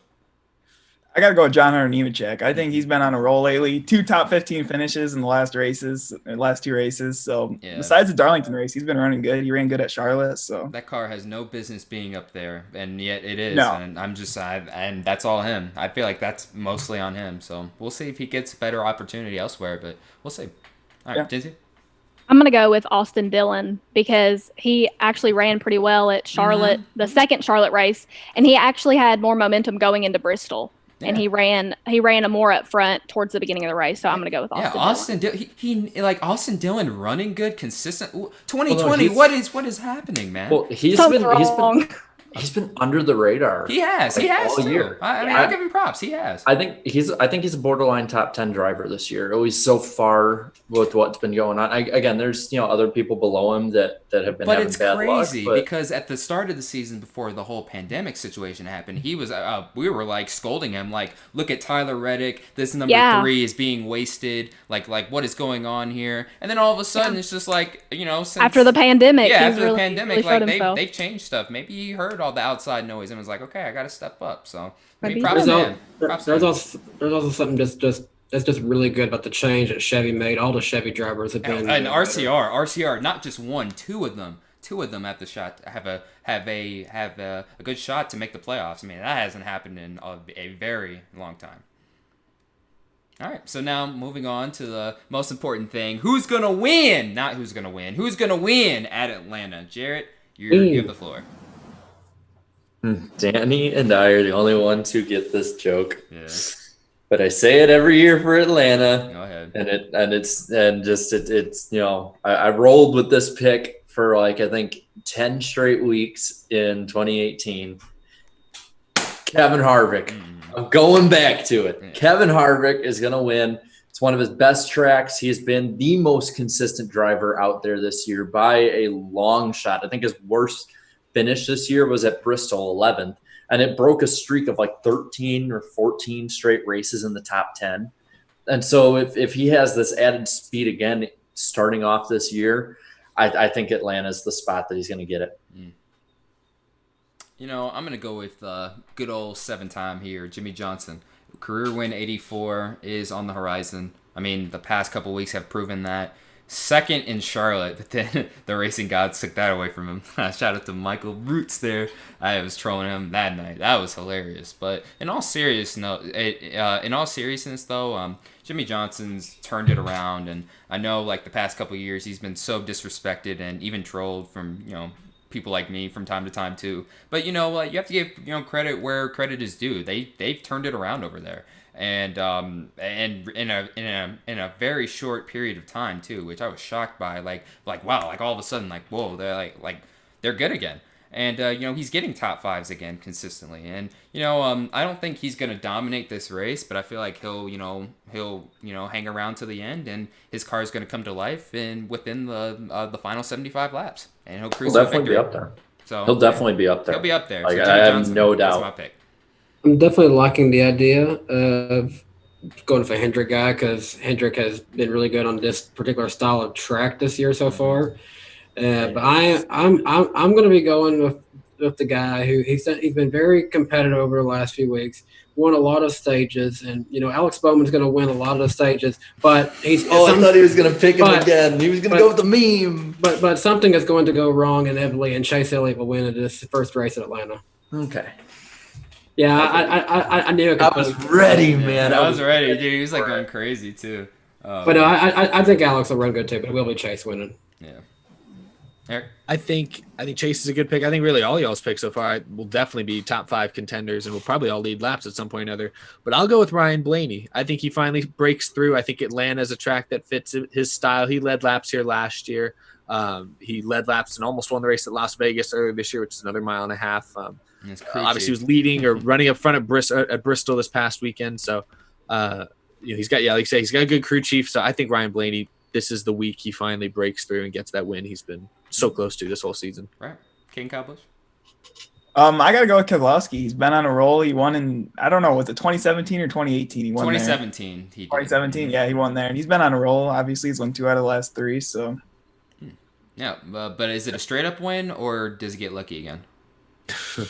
I don't know. The way Elliott's been running, he's been up front every week, and he's always had some bad luck. So if Elliott's in the lead, then Keselowski's going to win, since Keselowski's running second. Cause something's going to happen, right? Unless Darian jinxes it. Yeah, unless I jinx it, of course, I guess. But we'll see. All right, but Jinsey, you got the floor for the final pick. Who's going to win? All right, I'm going to agree with Jarrett, and I'm going to say Kevin Harvick. He's very consistent. He's always very sneaky, which I like. So I think he'll get the win at Atlanta. See, she doesn't always pick Chase Elliott, guys. Come on. I knew I couldn't hear. I was fans are gonna come at me. She probably is gonna pick him for the truck race, though. Right? Probably so. Yeah. It's all right though. It is a funny running meme with Danny. Danny always either for underdog or winner always picked Alex Bowman. Yeah. That's why I was starting to freak out. And I was definitely not going to, but I knew what Jarrett would do, so I let it that way. Yeah, people know. They know already what's up. I'm sitting there chopping at the bit, and I even purposely put the shirt on because I noticed that. Yeah, you did that just to get me, didn't you? Yeah, he did. You suck, man. Yeah. So I guess, damn, that went by really quick, right, guys? I guess that's it. That'll do it for another podcast. We're right on time, dude. It's 2 hours. We are right on time. Yeah, we just got to get really some quick. Super chats really quick. Let me get some of these super chats read. Let's see. I got oh man, I got more than I thought. Wayne, thanks for the $2, man. Kevin Harvick or Alex Bowman wins Sunday. Okay. Carl Singleton with the $5. Hey, Jarrett, when will the 2001 playoffs video come out? Yeah, when will it come out? Before I am at the track again. How about that? Okay, see, there you go. Now you got your answer. Jimbo with the $2. Winner, either Brad again or Matty D. That's interesting. And then the final one from GN. He's been donating all night. This is kind of for Eric. Thoughts on Kenseth's return since? Disappointing or good? I slightly disappointing, just slightly. That first race back, no practice, hasn't been in a Cup car, hasn't been in a NASCAR car at all in a year and a half, and finishes 10th at Darlington. That set the bar so high though. That exceeded my expectations. But then the next couple races, in one race he had a tire go down that really wasn't his fault. Another race he got in the wall and that led to a tire going down. That was his fault. And I think both those races he finished like in the mid-20s, so that was disappointing. And then Bristol last week, I expected a bit more. He ran well early on, and then again had a loose wheel, I believe. It's not his fault, but loose wheel that put him down at least one lap. I think it was under caution actually, so it may have put him just at the tail end. But I think he finished 16th, which at Bristol, which has been Matt Kenseth's probably his best track. I think he has 4 wins there in his career. I was hoping for a top 10 at Bristol. So I'd say overall slightly disappointing with how he started so far, but a lot of it has been exterior strength. He really only made the one mistake at Darlington that cost him a top 15 run there. That's about it. So and is what it is. I like I said a while back, I thought his first 8 or so races back would be he'd run 15th to 20th consistently, and then he would start to pick it up. And I guess he's still kind of on that track. All right. Yeah, we'll see what happens. You never know. Could improve there, but I'm just glad he's back in the Cup Series, man. He's like the ultimate retire and then unretired driver. It's still kind of weird, honestly. I don't know. Yeah. So, but anyways, so that'll do it for another edition. Wait, go ahead. Go ahead. Hold on. Where can we find her? What? Oh yeah, well I was gonna work my way into that. Oh no. Yeah, y'all just leave. I'm sorry about this. No. I was gonna lead into it. Hold on. I just want to say thank you guys so much for watching this podcast, and a huge thanks to our guests. Where can people find you guys? You can find me on all my social media at Jinsey Stinson. All right, and then King Kyle Busch, obviously your YouTube channel, of course. Kind of talk about that. Any new content coming out soon, or? Yeah, I think I got a video coming out today or tomorrow. Okay, not today. Okay. For sure. How many subs are you at now? 55,000. Oh my! See, I've been watching you since I was like way back in high school, dude. I gotta say this for you, King Kyle Busch. My wife texted me and she was like, "Oh my gosh, now I finally get to see what it looks like." Cause she watches your stuff all the time.